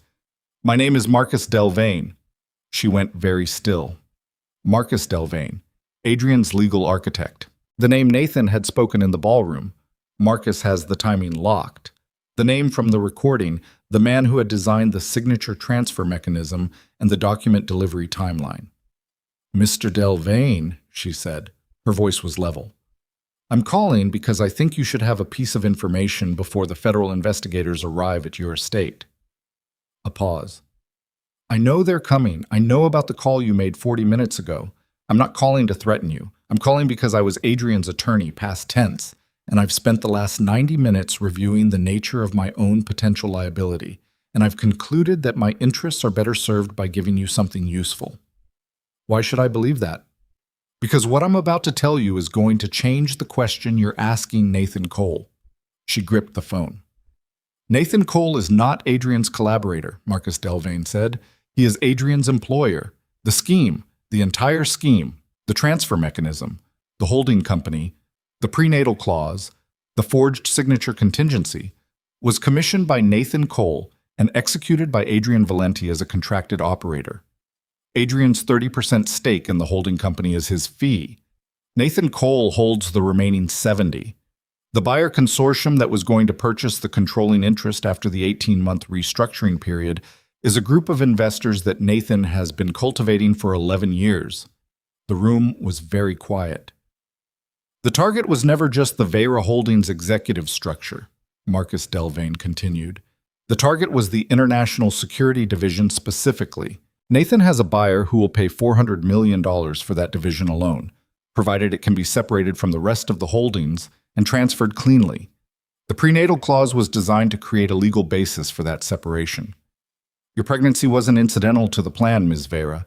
Your pregnancy was the reason the plan was moved to this timeline. Nathan needed the child to exist as a legal entity before the transfer, and he needed the transfer to happen before the child was born and before you had time to establish the child's independent legal standing. She was not breathing. She made herself breathe. Your child, Marcus Delvain said, was going to be used to take apart your family's company and sell the most valuable piece of it to a foreign defense contractor, and the person who designed that use was the man your father spent 34 years trusting with everything he built. She stood up from the bed. She was standing in the middle of the room in her dark trousers and her wool sweater, and she thought about her father's desk downstairs and the study where Nathan was sitting right now drafting documents she had asked him to draft so she could keep him in the room. She thought about her father's recording in the vault, the recording that named Gabriel, only Gabriel, never Nathan, and she thought about the vault access log showing Nathan entering that vault 6 weeks after her father's death, and she understood now with a completeness that had been missing an hour ago exactly what Nathan had gone into the vault to do. He had not gone in to remove evidence of himself. He had gone in to add evidence of Gabriel. Her father's recording had been edited, not abbreviated, not adjusted, rebuilt, with Gabriel as its target. designed to give Evelyn a clear and satisfying answer that would occupy her attention completely, while Nathan managed the actual architecture of the scheme from the position she would never think to question. The most trusted man in the room. The man who had raised her suspicions about Adrian. The man who had prepared the ballroom document presentation. The man who had told her about the Black Archive. The man who, right now, in her father's study, was drafting governance documents that would give him trustee authority over the emergency protocols of the Vera family empire, while the investigative process that should have caught him was being funneled through the team he had access to. "Mr. Delvain," she said, "I need you to come to Harrow Point, now, tonight, before the federal investigators arrive." A pause. "My immunity? I'm not in a position to grant immunity, but I can tell you that the person who is in a position to grant it will want your testimony before anyone else's, and the window for that advantage closes the moment the investigators walk through my gate." A longer pause. "I'll be there in 40 minutes, Marcus Delvain said. She hung up. She stood in the room for exactly 5 seconds. Then she walked to the door and opened it and stepped into the corridor. And she walked down the hallway with her flat shoes making no sound on the hardwood, and she went down the main staircase and along the ground floor corridor toward her father's study, and she stopped outside the closed door. She could hear through the door the sound of the printer running. Nathan, preparing the documents she'd asked for. 30 minutes, she had told him. She had used perhaps 20 of them. She put her hand on the door handle. She thought about 34 years.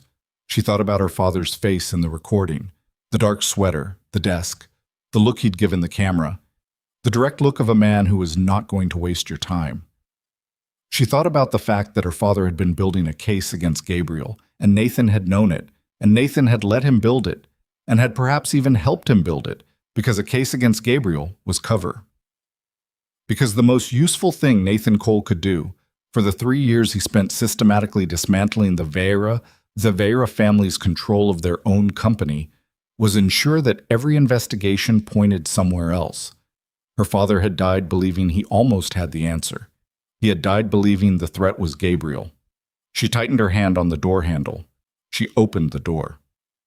Nathan was at the desk, her father's desk, sitting where she had been sitting an hour ago, with the folder open and the printer running on the side table and a cup of coffee that the kitchen staff must have already delivered, steaming at his elbow. He looked up when she came in with the same expression he had used for every one of these moments. Composed, present, the look of a man with nothing to manage. "Almost done," he said. "Another 10 minutes."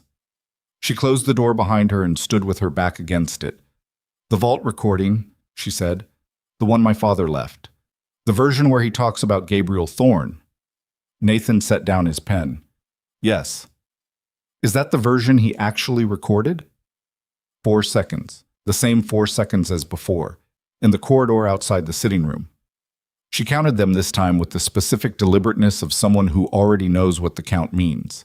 And in those 4 seconds she watched Nathan Cole, the man her father had trusted, the man who had held her hand at the funeral, the man who had stood at the altar that morning and read from a folder, make a decision about what came next.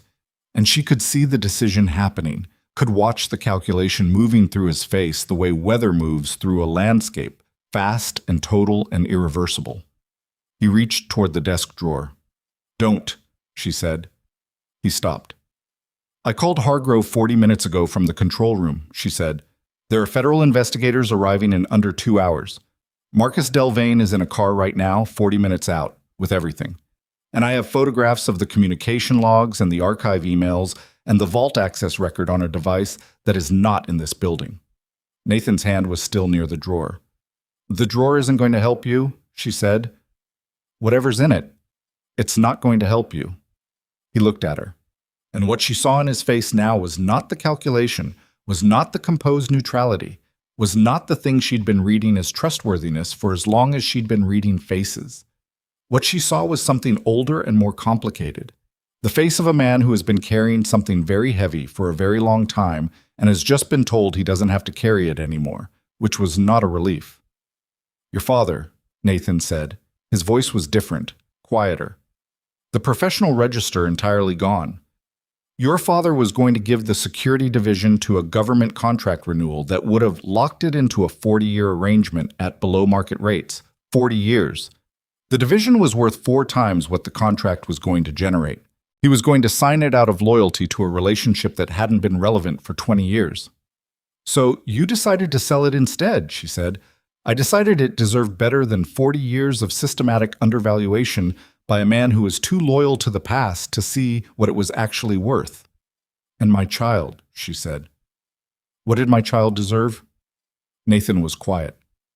"What were you going to tell me?" she said. "After. When it was done.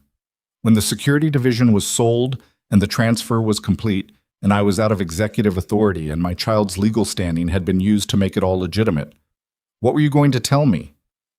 "That it was the right decision," he said. "That the company would be better served." "My father is dead," she said. "He died 2 years ago.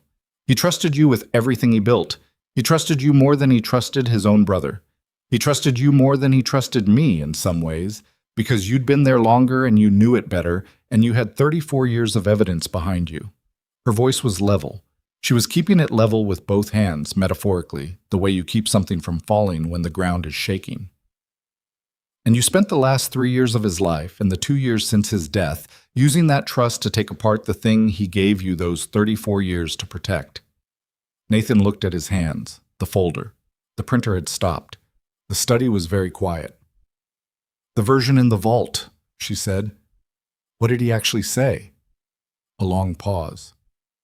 "He suspected me," Nathan said. "Not fully, not with evidence, but he was beginning to ask questions that would have led him to the right answers eventually. The recording was, he had recorded several versions, notes to you, things he wanted you to know." He paused.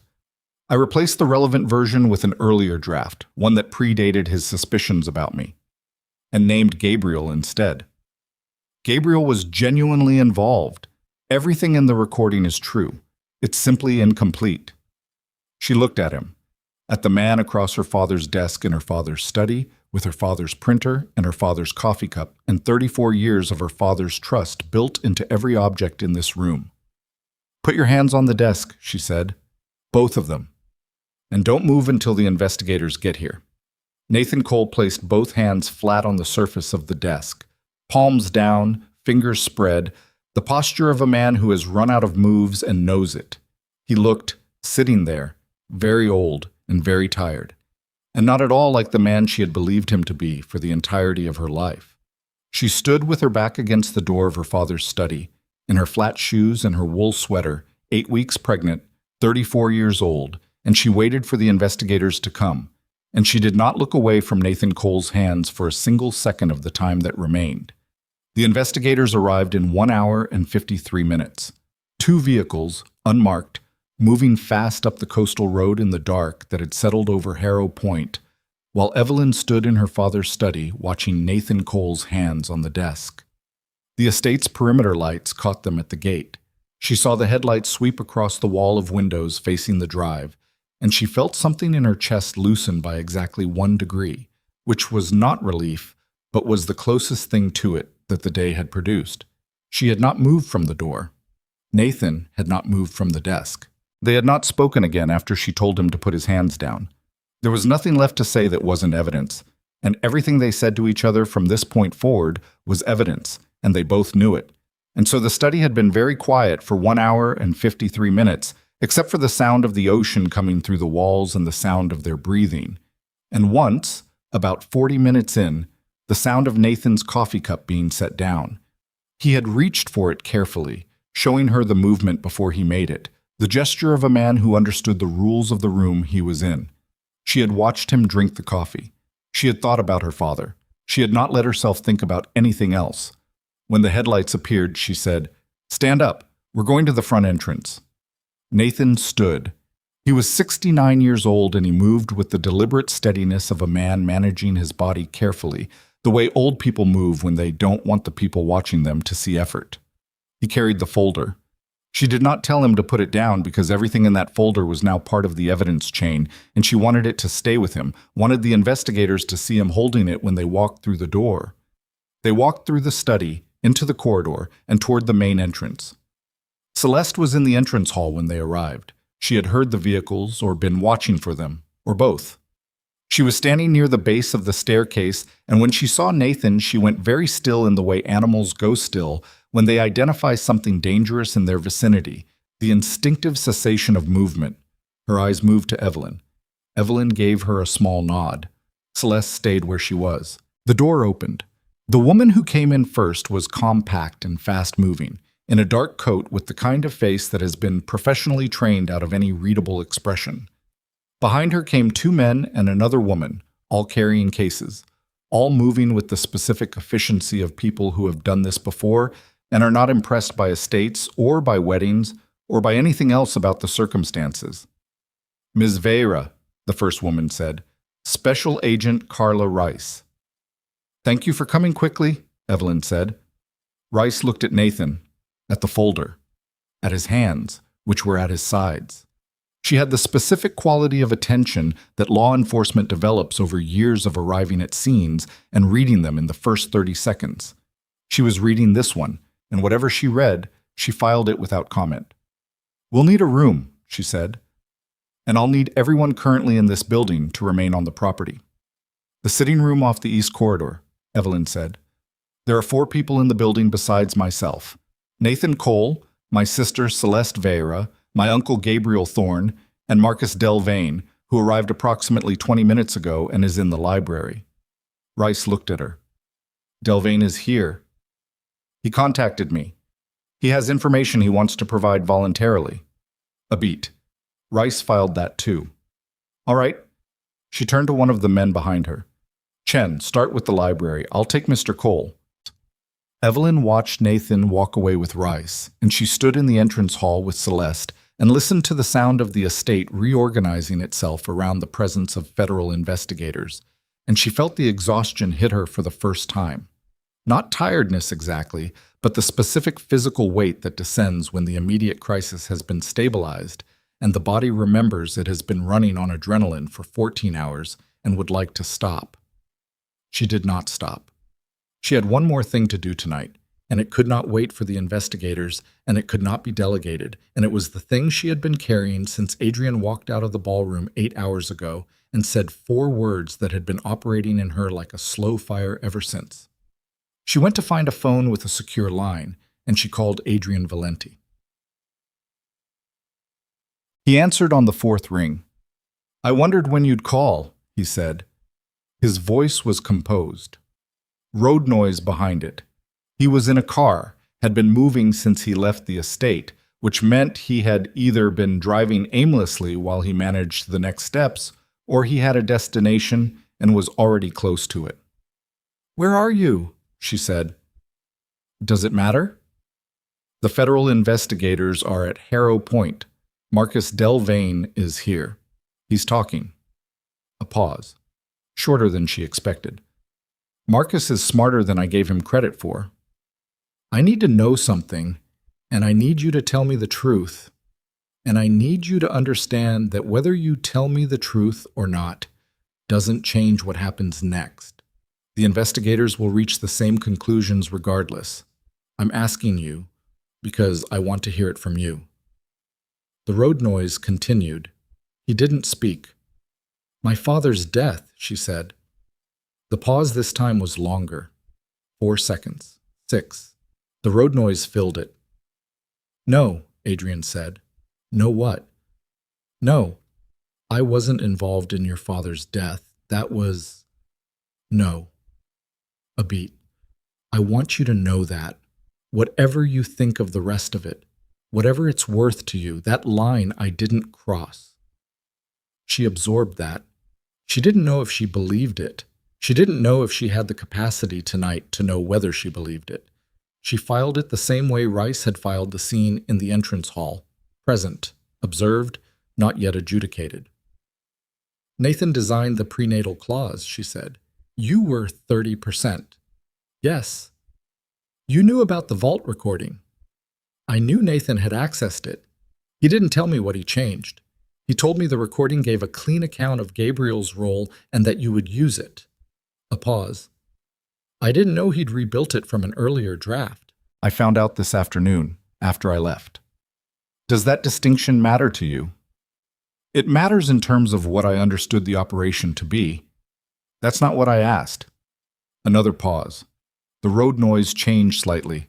A highway becoming a surface street, the speed decreasing. I'm in Providence, he said. I've been driving in circles for 4 hours. She said nothing. Ask me what you actually want to ask me, he said. She pressed the heel of her hand against her eye socket and breathed. The 16 months, she said. How much of it was operational? The longest pause yet. Evelyn, how much? I don't know how to answer that in a way that's useful to you. Try. The beginning was operational, he said. The first 3 months. After that, he stopped, started again. I'm not asking you to believe that. I'm not asking you to do anything with it. I'm telling you because you asked me to tell you the truth. And that is the truth, as I understand it, and I'm aware it doesn't help you. She stood in the small room off the main corridor where she had found the secure line, and she looked at the wall and she thought about the last 16 months, and she thought about the specific moments she had reviewed at various points today. The phone call after the funeral, the dinner in London 4 months in, the night in January when she had told him about the pregnancy, and his face had done something that she had read, in the moment, as a man receiving information that changed the terms of everything he understood about his own life. She thought about how long she had spent today trying to categorize that expression. Whether it had been real, whether it had been a performance, whether the distinction was something she would ever be able to determine. Turn around, she said. Go back the way you came. There's an investigator at this estate who is going to want your testimony, and the window for voluntary cooperation is narrower than you think. And the 30% of a Delaware holding company is not worth what it's going to cost you if you're not the first one talking. A pause. And? He said. And nothing. That's all I'm offering. The investigators will determine what comes next. I'm not in the business of making deals tonight. Why are you telling me to come back? She thought about that. She thought about it carefully, standing alone in the small room with the secure phone, 8 weeks pregnant in her wool sweater, at the end of the longest day of her adult life. Because you built something for 16 months with real material, she said. And I want the people who actually engineered this to be the ones standing in front of a federal judge, not just the person they contracted to execute it. A long pause. I'll be there in 30 minutes, Adrian said. She hung up. When? Marcus Delvane was not what she'd expected from the voice on the phone. He was younger than she'd pictured, early 40s, compact, wearing a suit that had been expensive this morning and was now showing the specific distress of a day spent managing catastrophic information. He was in the library when she found him, standing near the window with a glass of water he'd apparently gotten himself, and he turned when she came in with the expression of a man who has made a decision he's not entirely certain about and is looking for confirmation that it was the right one. Ms. Vera, he said. Mr. Delvane. She sat in the chair nearest the door. Agent Chen has your initial statement. Yes. He paused. I want you to know I didn't design the prenatal clause. I want that clearly on record. I drafted the delivery mechanism, the timing, the documentation format, but the core legal architecture was Cole's. I know. I also want you to know I didn't understand, when I was engaged, the full scope of what I was being asked to facilitate. I understood it was an aggressive corporate restructuring. I didn't... He stopped. I should have understood. I had enough information to understand. I chose not to look at certain elements closely enough. Yes, she said. You did. He absorbed that. The buyer consortium, he said. You'll want the names. I have all of them. 2 domestic entities and 1 foreign principal through an intermediary. The foreign principal is a defense contractor with existing government contracts in 3 NATO countries.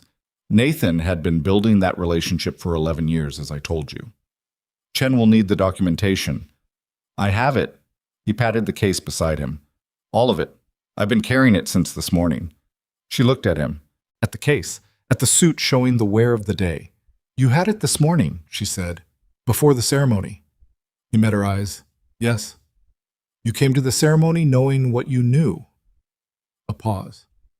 I came because I didn't know yet which way it was going to resolve. If the ceremony proceeded normally, If nothing happened, I needed to understand what my position would be in the weeks that followed. And when it didn't proceed normally, when you played the recording, I started making phone calls. He paused. I'm not a good person, Ms. Vera. I want to be useful to you tonight. Those are not the same thing. She looked at him for a moment. No, she said, they're not. She stood. Finish with Chen. I'll be available if the investigators need me directly. She left the library and walked into the main corridor. The estate was transformed. Not visually, the flowers were still on every surface. The chairs from the ceremony had been stacked against one wall. The catering equipment was still half disassembled in the service area. The physical evidence of the morning was everywhere, but the quality of the air in the building had changed. The way air changes in the hours after a storm, when the pressure is different, and everything that was suspended has been deposited somewhere, and the world is the same world but organized differently. She walked to the East Terrace again, the same terrace she'd stood on this morning in the wedding dress with the Atlantic in front of her, after the ceremony, after the first wave of it. She stood in the same place, and the ocean was still there, dark now, the lights of a container ship visible far out toward the horizon, moving slowly in the direction of the port. Her father's shipping company had started with a single contract to move industrial equipment from Rhode Island to a port in Nova Scotia. She had heard this story more times than she could count. A single contract, a man with a connection to a boat captain, and enough nerve to underbid 3 established competitors. That was where the empire began, with nerve and a low bid and a boat captain who was willing to take a chance. Her phone buzzed. A text from the perimeter security team. Vehicle approaching the gate, single occupant, ID confirmed as Adrian Valenti. She typed back, "Let him through." She watched the lights of the vehicle appear at the far end of the coastal road and move toward the house. She did not go to meet him at the entrance. She stayed on the terrace. She heard distantly the sound of the front door, the sound of voices.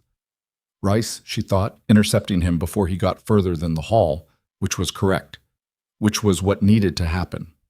She heard the sounds of the building doing the organized work of the investigators managing the arrival, and she stood on the terrace and breathed the salt air and let it happen. 20 minutes later, Rice came to the terrace door. "Ms. Vera, I need you inside." The sitting room had been converted into a working space.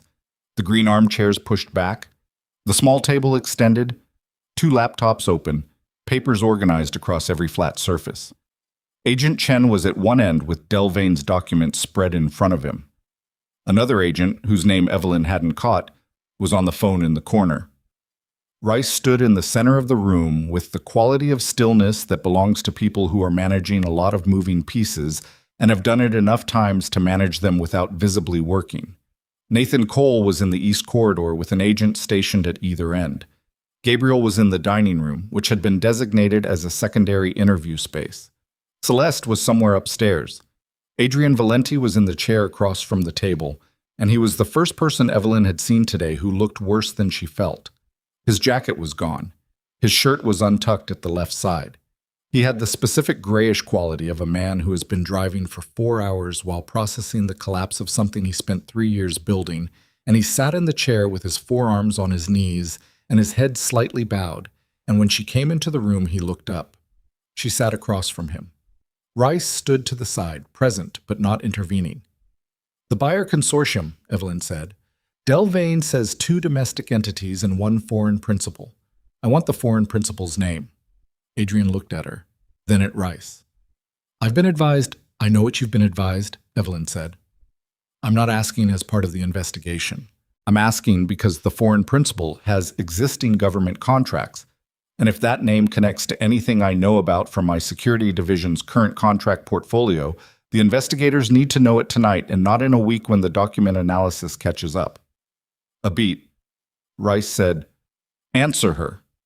Adrian said, "Nordvik Defense Systems. They're registered in Luxembourg, but the operational leadership is Estonian. They've been bidding on North Atlantic maritime security contracts for 6 years. They lost a major bid 18 months ago to a consortium that included Vera Holdings Security Division." Evelyn thought for a moment. "The Reykjavik bid." "Yes." She looked at Rice. "The Reykjavik Maritime Security Consortium bid from 18 months ago. Vera Holdings was the primary domestic contractor. The contract is currently in its first renewal phase. If Nordvik acquires our security division, they're not competing with us. They're owning the contract we currently hold and renegotiating its terms from the inside. Rice was already moving. Chen, Reykjavik Maritime Contract, Vera Holdings, 18 months. She turned back. Mr. Valenti, how long has Nordvik been in direct contact with Cole? 11 years, Adrian said. Since Cole identified them as a potential buyer after the security division's first major government contract. He built the relationship gradually. Nordvik didn't know the full plan until approximately 2 years ago. After Evelyn's father died, Rice said. Before, Adrian said. Approximately 4 months before. The room was very quiet. Evelyn looked at Adrian. He looked back at her. She thought about what he'd said on the phone. That line I didn't cross. And she thought about 4 months before her father's death. And she thought about the cardiac event that his security team had investigated for 6 weeks and concluded was natural. And she thought about what it would mean if that conclusion needed to be reopened. I need to ask you something, she said, and her voice came out different than she intended. Not controlled, not level, something thinner than that, something that was the sound of a person holding themselves together at the exact point where holding together is most expensive. My father, she said. Nathan had been building toward Nordvik for 11 years. My father was the obstacle. My father would never have signed the security division into a transfer. Never. Not under any legal mechanism Nathan could have designed. The prenatal clause was for me. For removing me. She stopped. What removed my father? Adrian's face did not change. He held her gaze. I told you on the phone. I know what you told me on the phone. Her voice was hard now. Tell me what you know. Not what you did. What you know. A long pause. The longest of the night. Nathan met with Nordvik's principal in Stockholm, Adrian said. 8 months before your father died. I know about that meeting because I was contracted 6 months before your father died, and the meeting was referenced as context for the timeline. I was told the meeting had established a hard deadline. Nordvik needed the division transferred within a specific window tied to their own government contract renewals. The window required your father to be out of the picture. He paused. I was told that this would be handled through natural succession planning, that your father would be transitioned out of executive control through legal means. And you believed that. Another pause, the longest yet.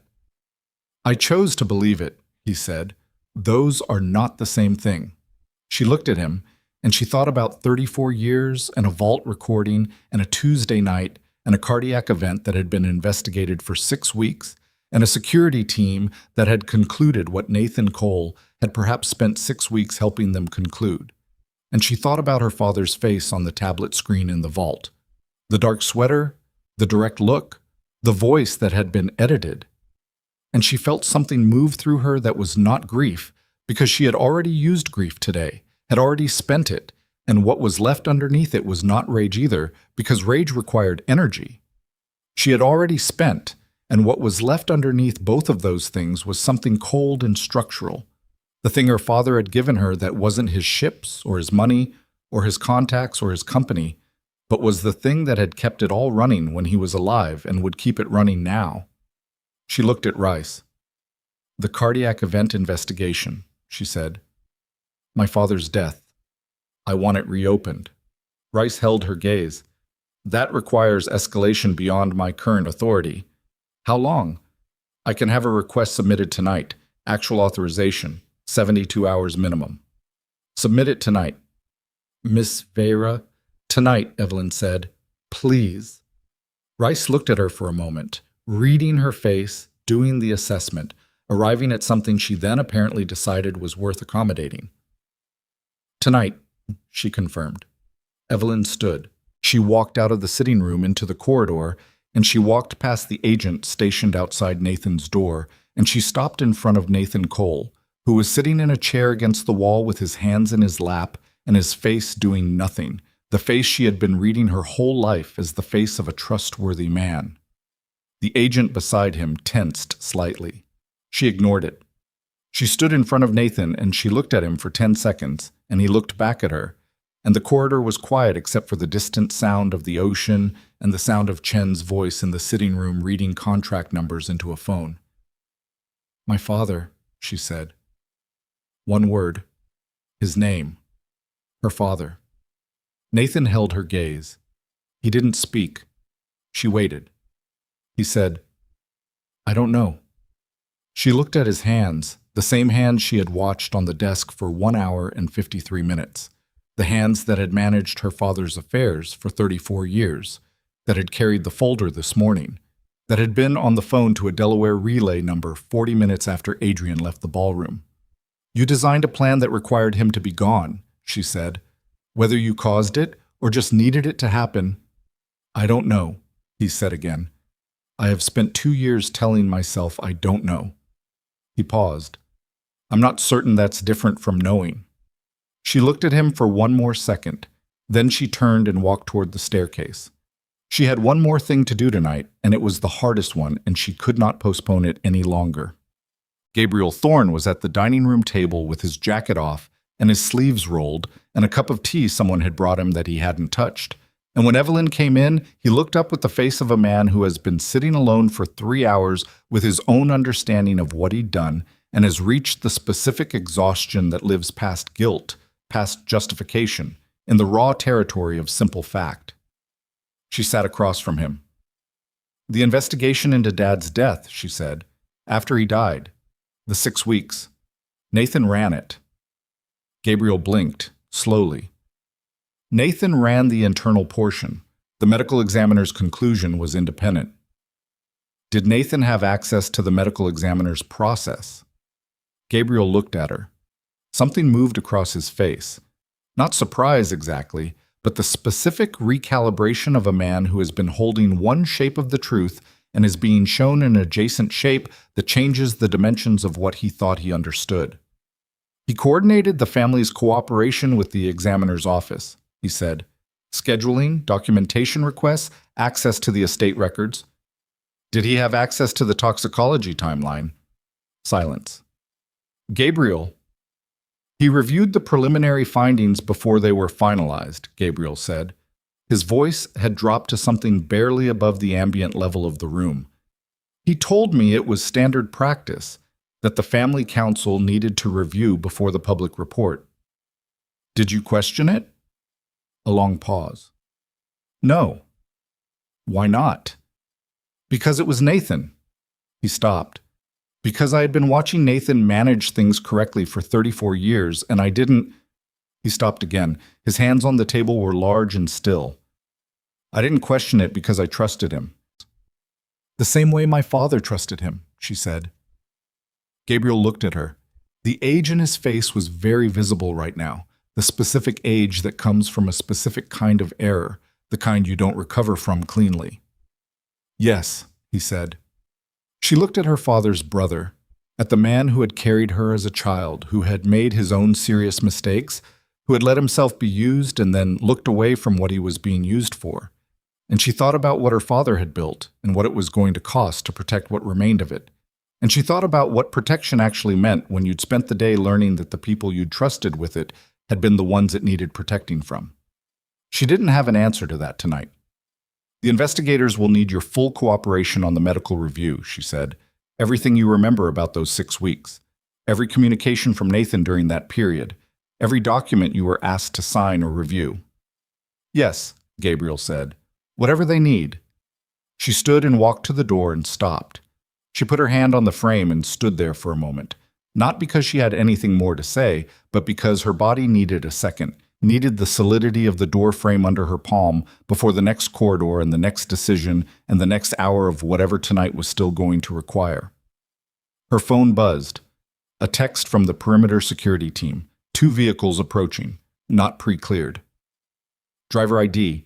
Valenti Associates legal team. 3 individuals requesting estate access. She read it twice. Adrian had come back alone. His legal team had followed separately, had been following, presumably, since he turned around on the Providence surface street, had been monitoring his location, or had been dispatched by someone on a parallel track. 3 individuals from Valenti Associates legal team arriving at Harrow Point unannounced at 11:47 at night. She typed back, "Hold at gate, do not admit, get names." The response came in 40 seconds. Lead individual, Diane Holt, senior partner, Valenti Associates. Second, Thomas Crane, associate. Third individual, no ID presented. Declined to identify. She read the third line 3 times. Third individual, no ID presented. Declined to identify. She forwarded the text to Rice. Rice appeared in the corridor 30 seconds later, phone already in hand, reading. She looked up at Evelyn with the expression of a woman whose evening has just become more complicated than she'd budgeted for. "The third individual," Evelyn said. "I see it. Someone came with his legal team who won't identify themselves. At midnight, to an estate that is currently the site of a federal investigation." Rice was already moving, already talking into the secondary radio she kept on her left shoulder. "Chen, I need 2 units at the perimeter gate, code 2. Do not admit the vehicles. I want the unidentified individual detained for questioning." She turned to Evelyn. "Ms. Vera, I need you inside, away from the exterior access points." "Who do you think it is?" Evelyn said. "I don't speculate," Rice said. "Inside, now." Evelyn did not move immediately. She stood in the doorway of the dining room with her hand on the frame, and she looked at Rice and she thought about Nordvik Defense Systems and 11 years in Stockholm and a Tuesday night and a cardiac event and the perimeter lights sweeping across the coastal road where 2 vehicles were currently stopped at the gate with 3 individuals from Valenti Associates and 1 individual who would not say their name. Nathan had made a 4-minute call to a Delaware relay number. 4 minutes was enough time to say a name and a location. 4 minutes was enough time to tell someone where Evelyn Vera was going to be tonight and who was with her and what the federal investigators were building in the sitting room of her family's estate. "The security division," she said. "Nordvik wanted it badly enough to wait 11 years. They have a closing window on their government contract renewals. If the federal investigation freezes the division's assets as part of the corporate fraud review, the window closes and the deal dies." Rice was looking at her with the specific quality of focused attention that meant she was already 3 steps ahead of what Evelyn was saying and was waiting to see if Evelyn got there too. "Someone is at my gate right now," Evelyn said. "Not Adrian's lawyer, not anyone interested in Adrian's criminal exposure. Someone who is interested in what happens to the security division before this investigation gets far enough to freeze it." "Ms. Vera, Nathan's call was 4 minutes," she said. "Long enough to tell someone the investigation is moving faster than expected and the window is closing tonight." Rice said, quietly and with complete precision, "Get inside, lock the study. Do not open that door for anyone except me, personally." Something in Rice's voice was different. Evelyn had been listening to voices all day, and she knew the difference between professional urgency and the kind of urgency that means the person speaking has information that changes the risk profile of the room. "What do you know?" she said. Rice looked at her. 1 second. "The unidentified individual at your gate," she said. "The security team got a photograph. We ran it."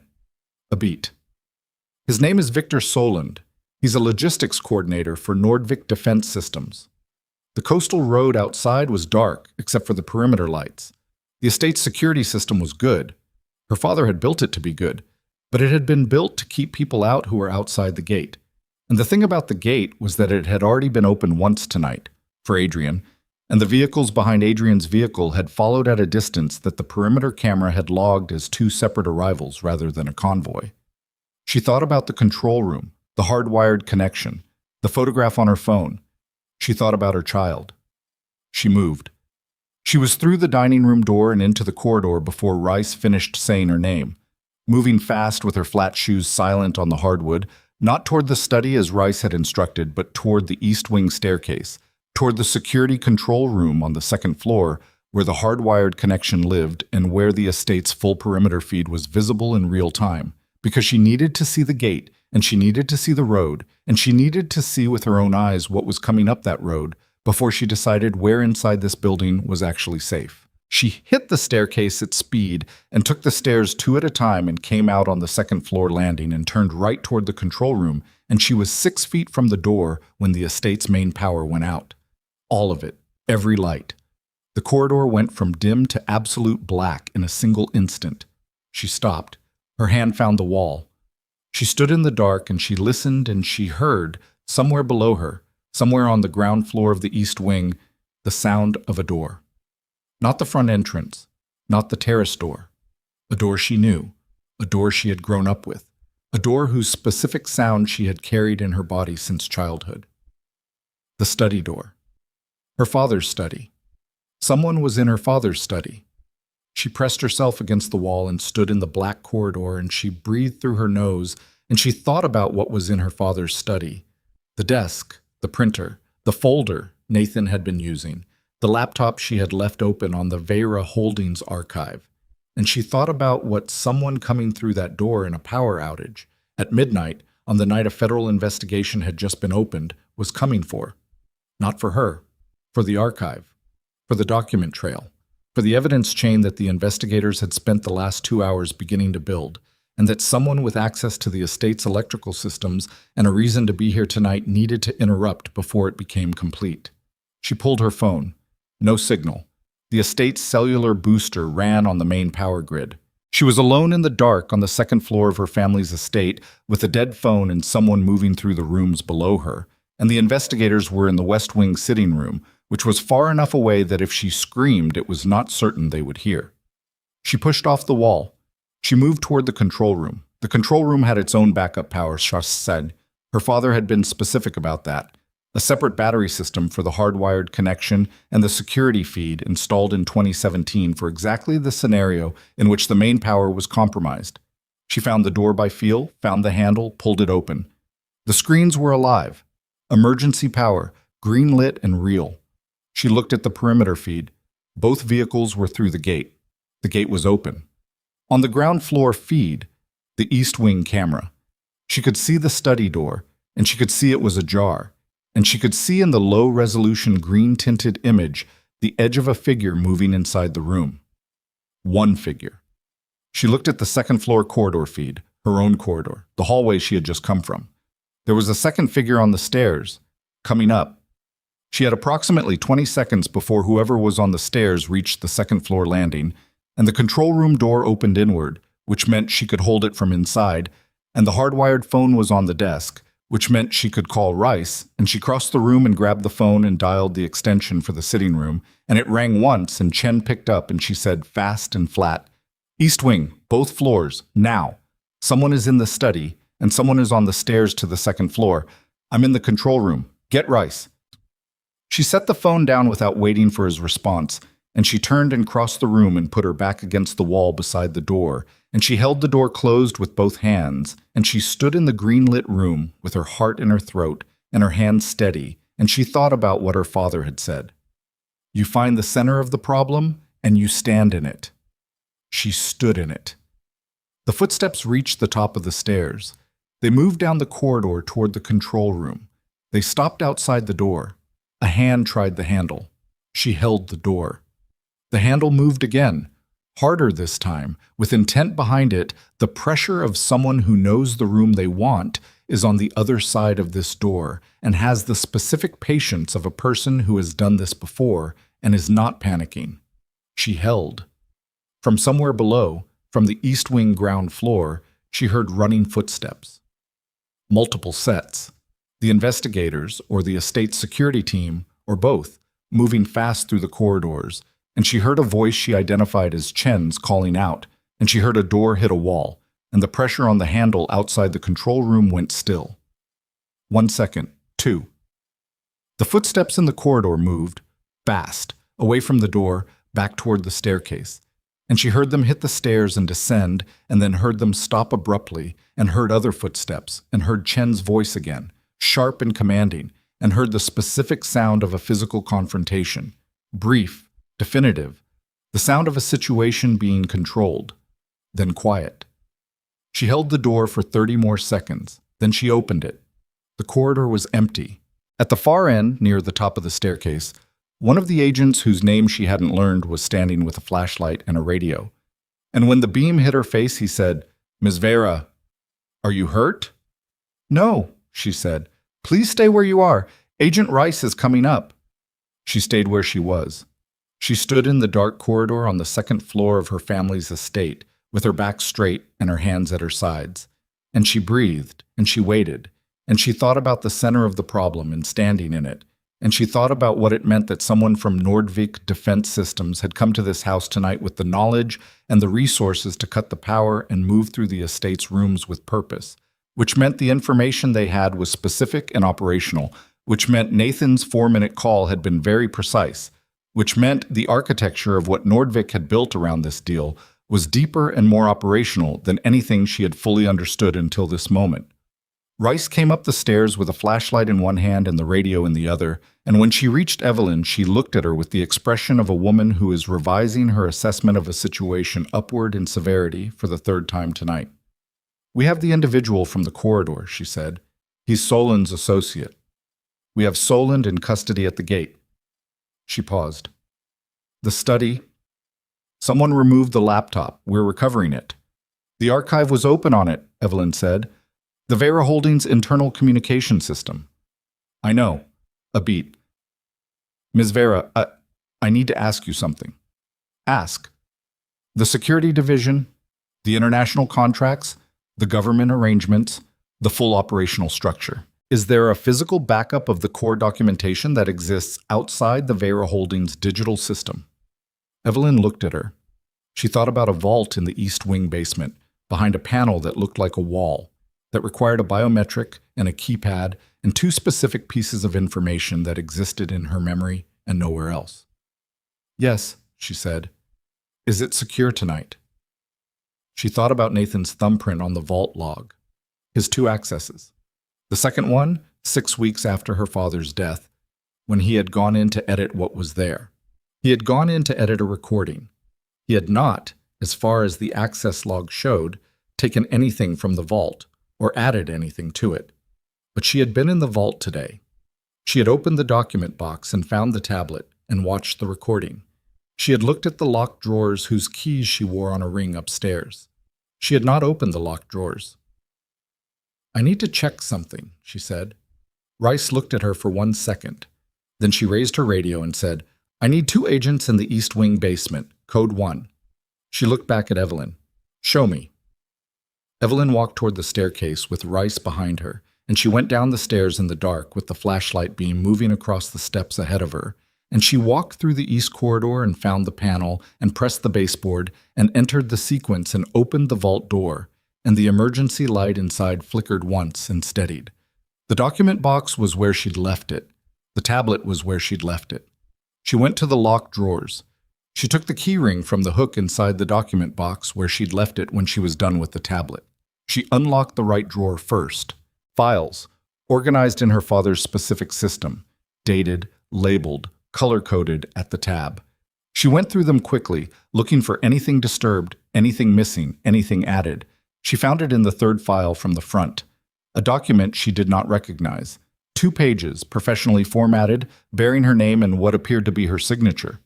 The same document that had been emailed to the General Counsel at 11:43 that morning. Except this one was dated differently. This one was dated 4 days before her father's death. She held it in both hands, and she stood in the vault under the emergency light, and she looked at the signature, and she thought about what it meant that this document existed in this vault, dated from before her father died. What it meant for the question she had asked in the sitting room, the question about her father, the question Nathan had answered with, "I don't know."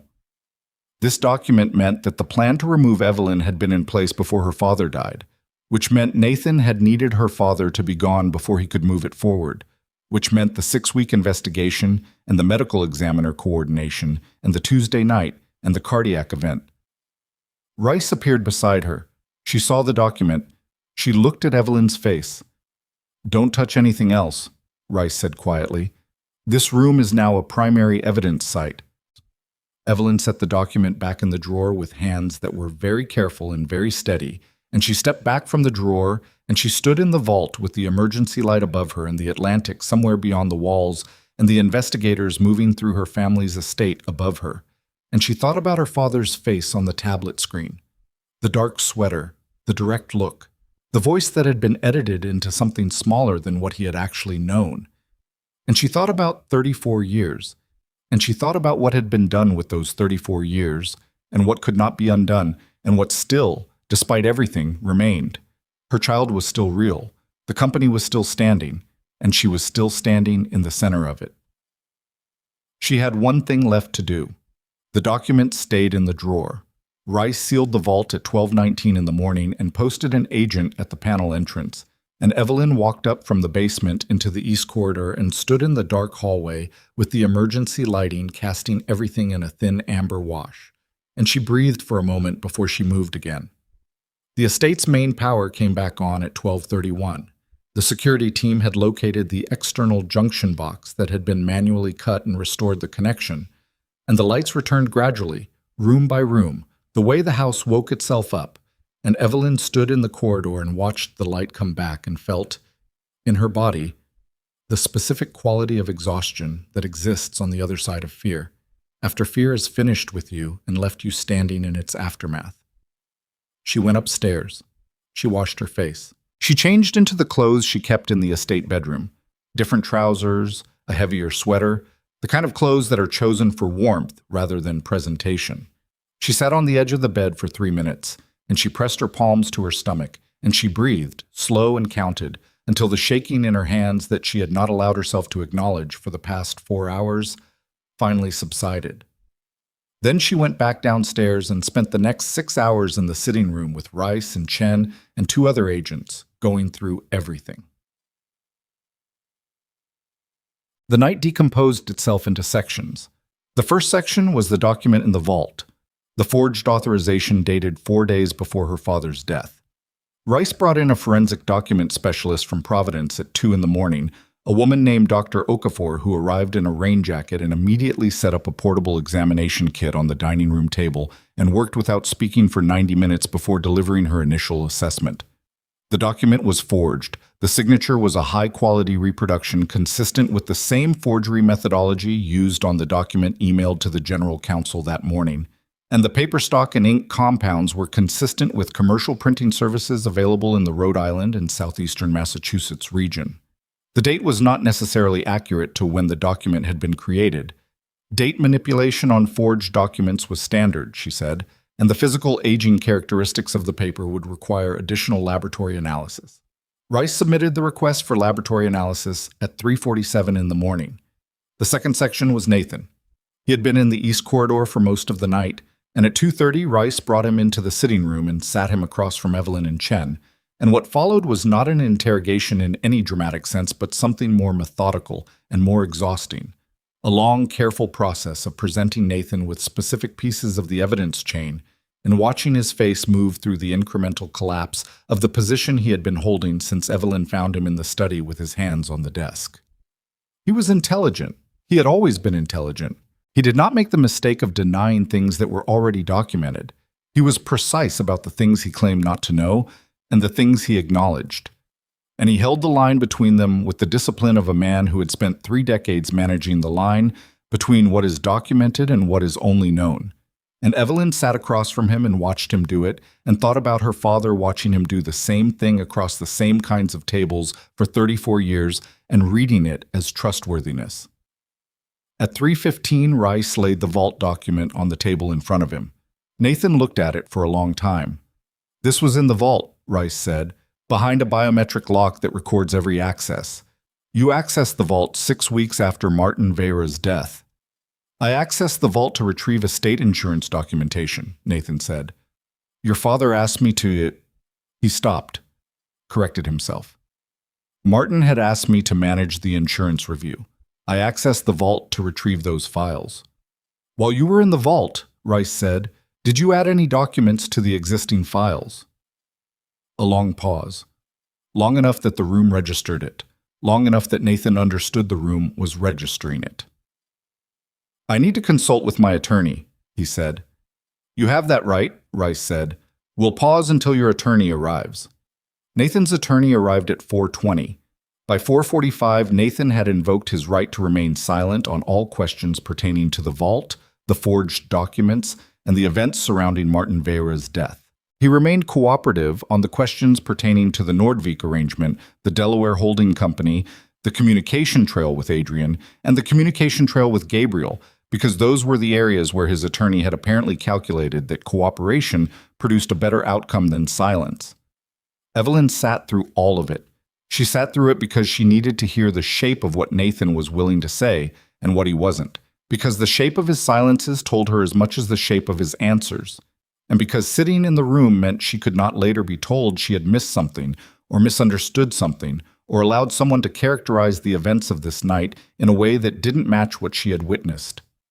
At 5:40 in the morning, Rice told her to go sleep for a few hours. "The investigation will still be here at 9, she said, "and you have a doctor's appointment you need to keep." Evelyn looked at her. "How do you know about my doctor's appointment?" "You mentioned it when you listed the outstanding priorities at 1 a.m. She didn't remember mentioning it. She must have. 3 hours, she said. 4, Rice said. "I need you functional." She went upstairs and lay down in the estate bedroom, and she did not think she would sleep, but she did, briefly, deeply, the sleep of a body that has reached its limit and claimed what it's owed regardless of the mind's objections. She woke at 9:12 with the light changed, and the ocean still there outside the window, and the sound of vehicles on the coastal road below. She lay still for a moment. She thought about everything that had happened in the 18 hours since she had opened the door of the bridal suite at 9:47 the previous morning, and stood in the corridor and listened to her future husband and her sister decide her fate. Then she got up, washed her face again, and went back downstairs. The following weeks did not resolve cleanly because nothing real resolves cleanly. The federal investigation formally opened on the morning after the wedding, with Rice as lead agent, under a wire fraud and corporate conspiracy statute that gave the investigators broad authority over Vera Holdings' financial records, communication systems, and the personal accounts of Nathan Cole, Adrian Valenti, Gabriel Thorne, and the domestic members of the Nordvik Buyer Consortium. The foreign principal, Nordvik Defense Systems, became a diplomatic matter that moved on a parallel track through channels Evelyn was not fully briefed on, which was its own kind of education in the nature of the world her father's security division had been operating inside for 20 years.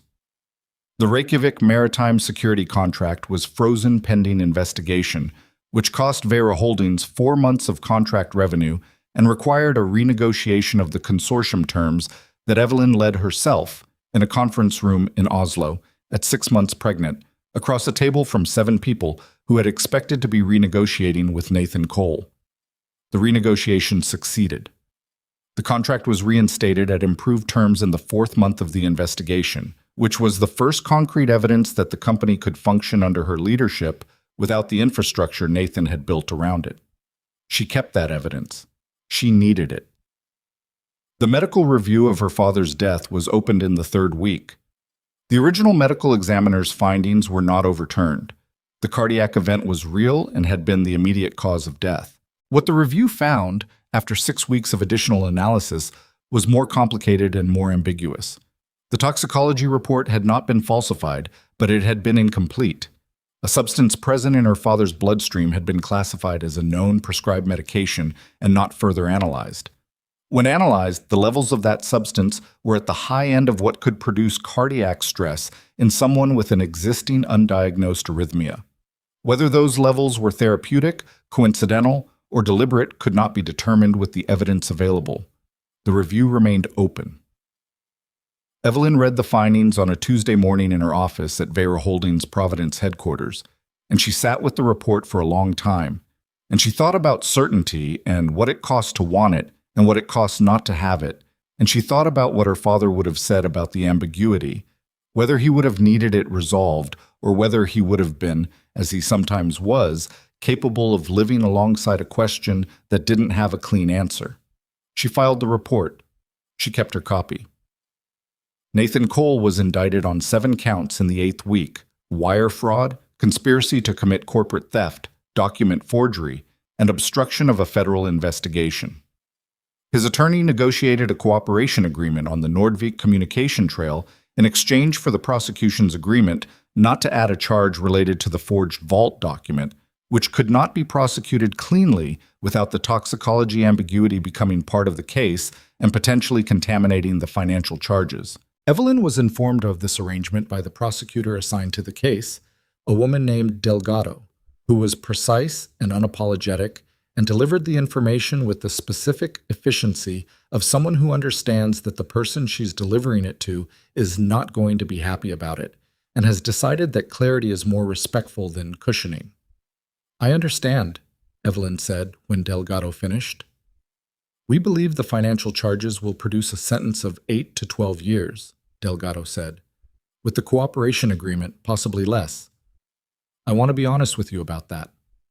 "I understand," Evelyn said again. She did understand. That was the thing about understanding. It was not the same as acceptance, and it was not the same as peace, and it did not make the ambiguity in the toxicology report smaller, or the forged vault document less real, or the 6 weeks her father's investigation had been running under Nathan's coordination anything other than what it was. But understanding was the beginning of the thing her father had always said came after.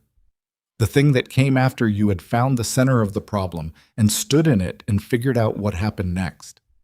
What happened next was that you made decisions about what you were going to carry and what you weren't, and you made them with as much honesty as you could manage, and you moved forward. She was 34 years old. She had time to move forward. Adrian Valenti's legal situation resolved differently than she had expected, which was itself a lesson she filed and kept.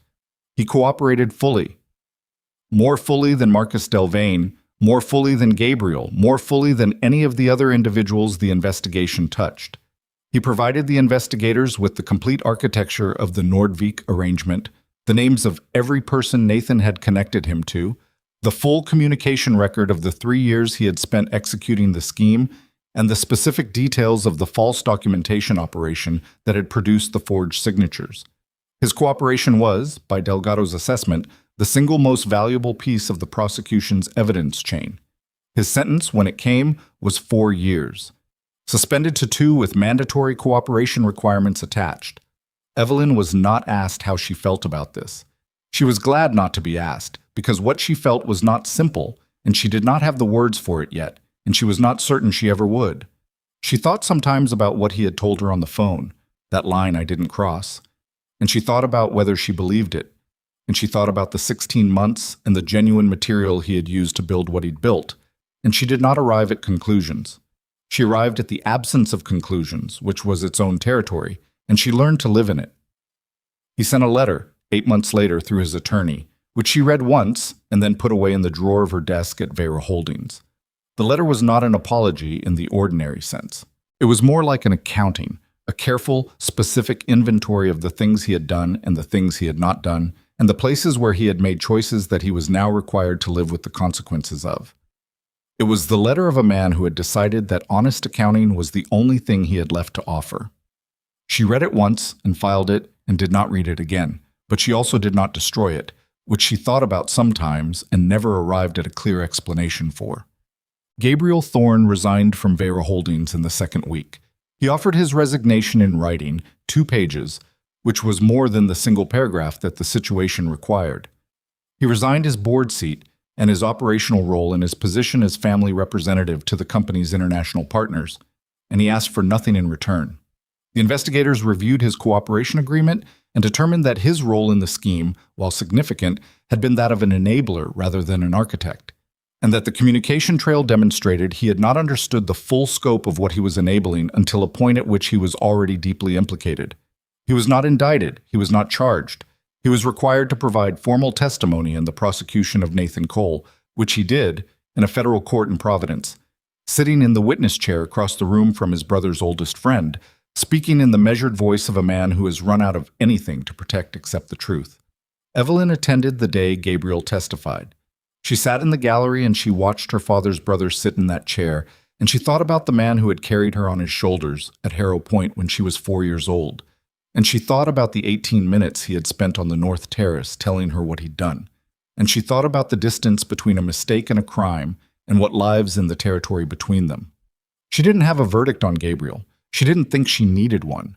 What she had was a decision, made carefully and without sentimentality, about what kind of person she wanted to be in the construction of the life that came after all of this. She had watched, over the course of one day and the months that followed, what happened when people let ambition or love or fear or loyalty to a fixed idea of themselves override their ability to see what they were actually doing. She had watched Nathan, who had told himself for 11 years that he was managing the company's assets better than the man who owned them. She had watched Gabriel, who had told himself he was controlling a situation that was controlling him. She had watched Celeste, who had told herself she was choosing power when she was choosing the illusion of being chosen. She did not want to make the same mistakes. She was aware that wanting not to and managing not to were different things, and that the wanting was only the beginning, and that the rest of it was work. Celeste was the most complicated. That was the truth of it, and Evelyn arrived at it slowly, over months, through a series of conversations that were not comfortable and not productive in any simple way, but were honest, which was the only standard she was applying to anything anymore. They talked in the kitchen of the Vera Holdings executive suite, when no one else was there, and Evelyn had brought coffee she didn't drink because the pregnancy had made her intolerant of it, but she held the cup for the warmth. They talked in the car between Providence and Newport, in the long silences between talking. They talked in the Harrow Point sitting room with the green armchairs, the room that had become, without anyone deciding it, the room where they went when there was something that needed to be said that couldn't be said anywhere else. Celeste had given her full cooperation to the investigation. She had testified at the preliminary hearings. She had handed over every piece of documentation she'd had, including 3 additional Cayman trust documents she had not mentioned on the night of the wedding, which she acknowledged on her own in the 4th week and which Rice received without comment, and Evelyn received with the specific kind of quiet anger that comes from learning that even the cooperation had been partial, that even at the end there had been a calculation about what to release and what to hold. She said this to Celeste. She said it plainly, without the softening she might have used a year ago, when she had believed that softening was a form of kindness rather than a form of avoidance. Celeste absorbed it. She didn't deflect. "I was scared," she said. I thought if I gave them everything at once, you would—" She stopped. "I didn't know what you would do. I didn't know what I deserved." "What do you think you deserved?" Evelyn said. Celeste looked at her hands. "I knew for 7 months. I watched you plan a wedding. I watched you be happy, or what I thought was happy, and I knew what was underneath it, and I didn't—" She stopped. "I wanted him to choose me. I kept telling myself there was still time to stop it if he did. That if he looked at me differently, I would tell you everything. And he never looked at you differently." "No." Evelyn was quiet for a moment. "He was never going to," she said. "Not cruelty. Just the fact of it, delivered plainly. I know that now." "Did you know it then?" A long pause. The longest Celeste had taken in any of their conversations, and Evelyn had learned to wait them out, had learned that Celeste's pauses were not avoidance, but were the genuine time it took her to find the honest answer, rather than the useful one. "I knew it, and I ignored it," Celeste said. "I built a version of what I wanted, and I chose to stand inside that version and not look at what was around it." The green lamp hummed between them. "I can work with that," Evelyn said. Celeste looked up. "Work with it how?" "We can work with honesty. We can work with someone who made a bad choice and knows it was a bad choice and isn't asking me to call it something else." She looked at her sister's face, the same face she had known for 28 years, the face that had performed and failed and was sitting here now without the performance, just the raw material of a person who had done something she couldn't undo and was trying to find what remained. "I can't pretend 7 months didn't happen. I'm not going to. But I'm also not going to pretend you're not my sister." Celeste said nothing. "That's what I've got," Evelyn said. "It's not forgiveness. Not yet. It's the space before forgiveness, and it's what I can honestly give you right now." Celeste nodded. Slowly. Her face had that quality it had had on the night of the wedding. The younger quality, the face stripped of its management, the face of someone who has arrived, finally, at the exact cost of what they did and is not arguing with the bill. "Okay," she said. "I'll take it." The company rebuilt slowly. Evelyn ran the board, restructuring herself over the course of 3 months, replacing the positions Nathan had held, and the positions Gabriel had held, and the board seat that Marcus Delvane's firm had held as outside counsel. She recruited carefully, the way her father had recruited carefully, which meant she talked to people for a long time before she moved, and she asked the questions that produced discomfort and watched how people managed the discomfort. And she paid attention to the ones who didn't perform the discomfort away, but sat with it and answered honestly. She hired a new general counsel in the 6th week, a woman from a firm in Boston who had spent 12 years working corporate fraud cases from the prosecution side and had a particular quality of attention that reminded Evelyn, in the best way, of Agent Rice. She hired a new chief operations officer in the 9th week, an internal promotion from the shipping division, a man named Terrence Park, who had been running the East Coast logistics operation for 6 years, and who, when Evelyn called him to her office and explained the situation and asked whether he was interested, had asked 3 sharp and specific questions before saying yes. She restructured the security division's governance separately, under a new internal compliance framework that required quarterly external audits and full board visibility into every government contract negotiation.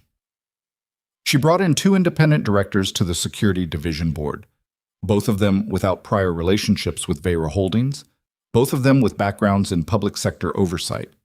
She did not announce these changes as a rebirth or a transformation or a new chapter. She announced them as operational decisions based on the company's current needs and current governance gaps. She made the announcements in plain language in a memo to the full company, and she answered the questions her employees sent back through the open channel she'd established in the 2nd week.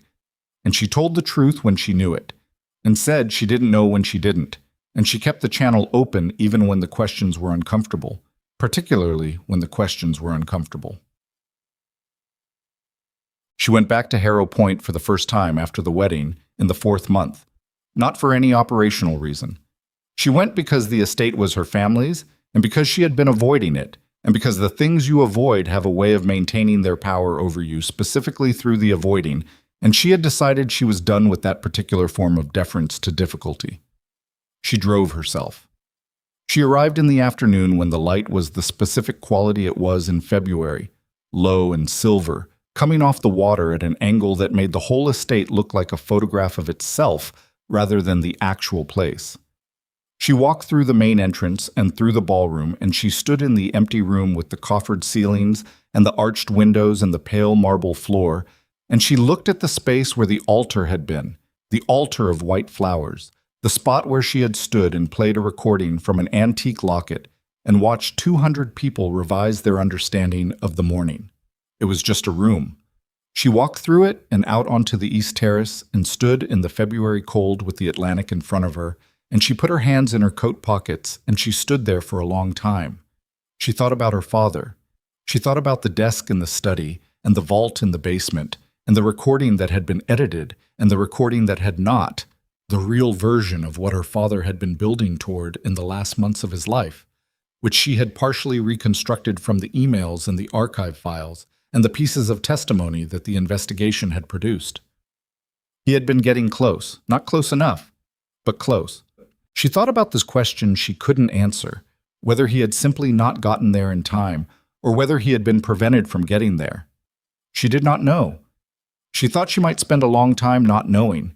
She found, standing on the terrace in the February light, that she could hold that alongside everything else, alongside the company and the board and the contract and Celeste and the green lamp and the ongoing question of what it meant that she had loved a man for 16 months and could not fully categorize how much of what she'd loved had been manufactured. She could hold all of it. It was heavy. It was the specific weight of a life that has been through something real and survived it, and that weight was not going away, but she could stand under it. She was built to stand under things. Her father had built her that way, and whatever he had or hadn't known in the end, whatever had or hadn't been taken from him, that was real, and it was hers, and no one had touched it. She named him Alexander Martin Vera. He arrived in the early morning of a Thursday in April, 7 weeks ahead of schedule, which scared her in ways she did not allow herself to articulate until afterward, until he was here and accounted for and the doctors had used the word stable twice in a row, and she was lying in the hospital bed with him on her chest and the monitors beeping their steady, indifferent rhythms. He was very small. He had her father's hands. That was the first thing she thought when she looked at him. Looking was a thought that made no rational sense because infants' hands do not resemble anyone's hands in any meaningful way, but she thought it anyway, and she held him, and she let herself think it. Celeste came to the hospital. She knocked on the door of the room and stood in the doorway until Evelyn said her name, and then she came in and sat in the chair beside the bed and looked at Alexander with the face of someone encountering something they hadn't quite accounted for in their understanding of the situation. "He's so small," Celeste said. "He was in a hurry." Celeste looked at her, at Alexander, back at her. "He looks like Dad." "His hands," Evelyn said. "Yes." A pause. "His whole face, actually." They sat with that for a while. The monitors beeped. A nurse came in to check the readings and left without speaking. Outside the window it was raining, the April rain that carries winter still in it, cold and persistent, the kind of rain that doesn't commit to being anything other than what it is. "I'd like to be part of his life," Celeste said. "If that's—" She stopped. "I know that's not a simple thing to ask." "No," Evelyn said. "It's not. I'm not asking for an answer right now." "Good," Evelyn said, "because I don't have one right now." They sat in silence for a while longer, and the silence was not comfortable exactly, but it was honest, which was the thing Evelyn had decided to use as her standard for what she was willing to carry forward. Honest silence was something she could sit in. She had learned that this year, among other things. The trial of Nathan Cole began 11 months after the wedding and ran for 3 weeks. Evelyn testified on the second day. She sat in the witness chair and she answered the questions that Delgado asked her, and she answered the questions that Nathan's defense attorney asked her, and she kept her voice level and her hands still and her eyes on the middle distance in the way her father had taught her, not on Nathan, not on the jury, on the space that is neither defensive nor aggressive, the space of a person who is simply accounting for what happened. Nathan sat at the defense table throughout. On the second day of her testimony, during the cross-examination, his attorney asked her whether she believed that Nathan Cole had intended to cause her harm. She thought about the question for a moment. "He intended to take something that wasn't his," she said. "Whether he thought about the harm that would produce? I can't answer that. I don't know what he thought. I know what he did." The defense attorney pressed, "But in your judgment, Ms. Vera, was Nathan Cole motivated by personal animosity toward you or toward your father?" She looked at the question. She turned it over. She thought about 11 years in Stockholm and a Tuesday night and a desk with hands flat on it. "I think he was motivated by his conviction that he understood the value of what my father built better than my father did," she said. "I think he was wrong. I think he was wrong about the value, and wrong about the understanding, and wrong about what gave him the right to decide." She paused. "That's not animosity. It's something worse. It's the kind of certainty that doesn't need to consider the person it's displacing because it's already decided the displacement is justified." The defense attorney moved to another question. Nathan was convicted on 5 of the 7 counts. The sentence was 9 years. With cooperation credit and standard provisions, his attorney projected 6 to 7 years served. Evelyn sat in the gallery on the day the verdict was read, and she listened to the counts and the verdicts, and when it was done, she gathered her coat and her bag, and she walked out of the courthouse into the March afternoon, and she stood on the steps for a moment with the cold air on her face. Agent Rice appeared beside her. "That's the end of your piece of it," Rice said. "The Nordvik foreign principal track is still running. That'll take another year, maybe more. You won't be needed for that part." "I know," Evelyn said. "How are you?" It was the first time Rice had asked her that.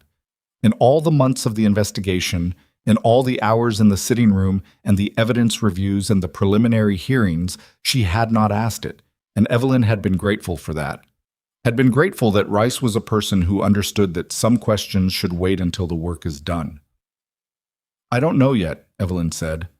"I think that's honest." Rice nodded. "It is," she said. They stood on the courthouse steps for a moment in the March cold, and then Rice said she needed to get back inside. And she went back inside, and Evelyn stood there alone for a little while longer before she walked to the car. Alexander was 11 months old when she took him to Harrow Point for the first time. She carried him through the entrance and through the main corridor, and she stopped in the ballroom, and she stood there with him on her hip in the room with the coffered ceilings and the arched windows and the pale marble floor, and he looked at the light coming off the water with the particular quality of attention that very young children have. Total, uncommitted, the attention of someone for whom everything is still new enough to deserve it. She walked him through the rooms of the house, the study, the small sitting room off the east corridor, the kitchen, where he became interested in the copper pots hanging on the rack near the window and reached for them with both hands. She took him out to the east terrace. The Atlantic was the same. It was always the same. Moving, indifferent, enormous, doing what it did regardless of what was happening to the people watching it. She had stood on this terrace 3 times now at significant moments. In the October morning after the ceremony, in the February afternoon alone, and now in the September light with her son on her hip, and the summer just ending, and the air carrying the first suggestion of the change coming. He looked at the water. She watched him look. She thought about what she was going to tell him when he was old enough to be told. Not everything at once. Not the locket, or the vault, or the forged documents, or the man whose hands had been flat on the desk in the study while she waited for the investigators. He would learn those things over time, the way she had learned the things her father told her. Gradually, at the pace of readiness, with the understanding that knowledge has weight, and weight should be distributed at a rate the body can manage. What she would tell him first was simpler. She would tell him about the shipping company that started with a single contract and a boat captain who took a chance. She would tell him about the desk in the study that had belonged to his great-grandfather.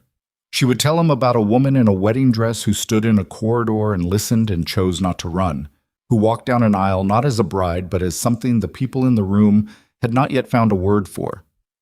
She would tell him those things, and she would let him grow into the rest. She held him on her hip on the east terrace with the Atlantic moving in front of them, and she pressed her face against the side of his head, and she breathed him in. The particular smell of him, the specific weight of him, the reality of him that no document and no forged signature and no transfer mechanism and no scheme built across 11 years had managed to reduce to an instrument. He was here, she was here. The ocean moved the way it always moved, indifferent and enormous and continuous, doing what it did. She stood in it.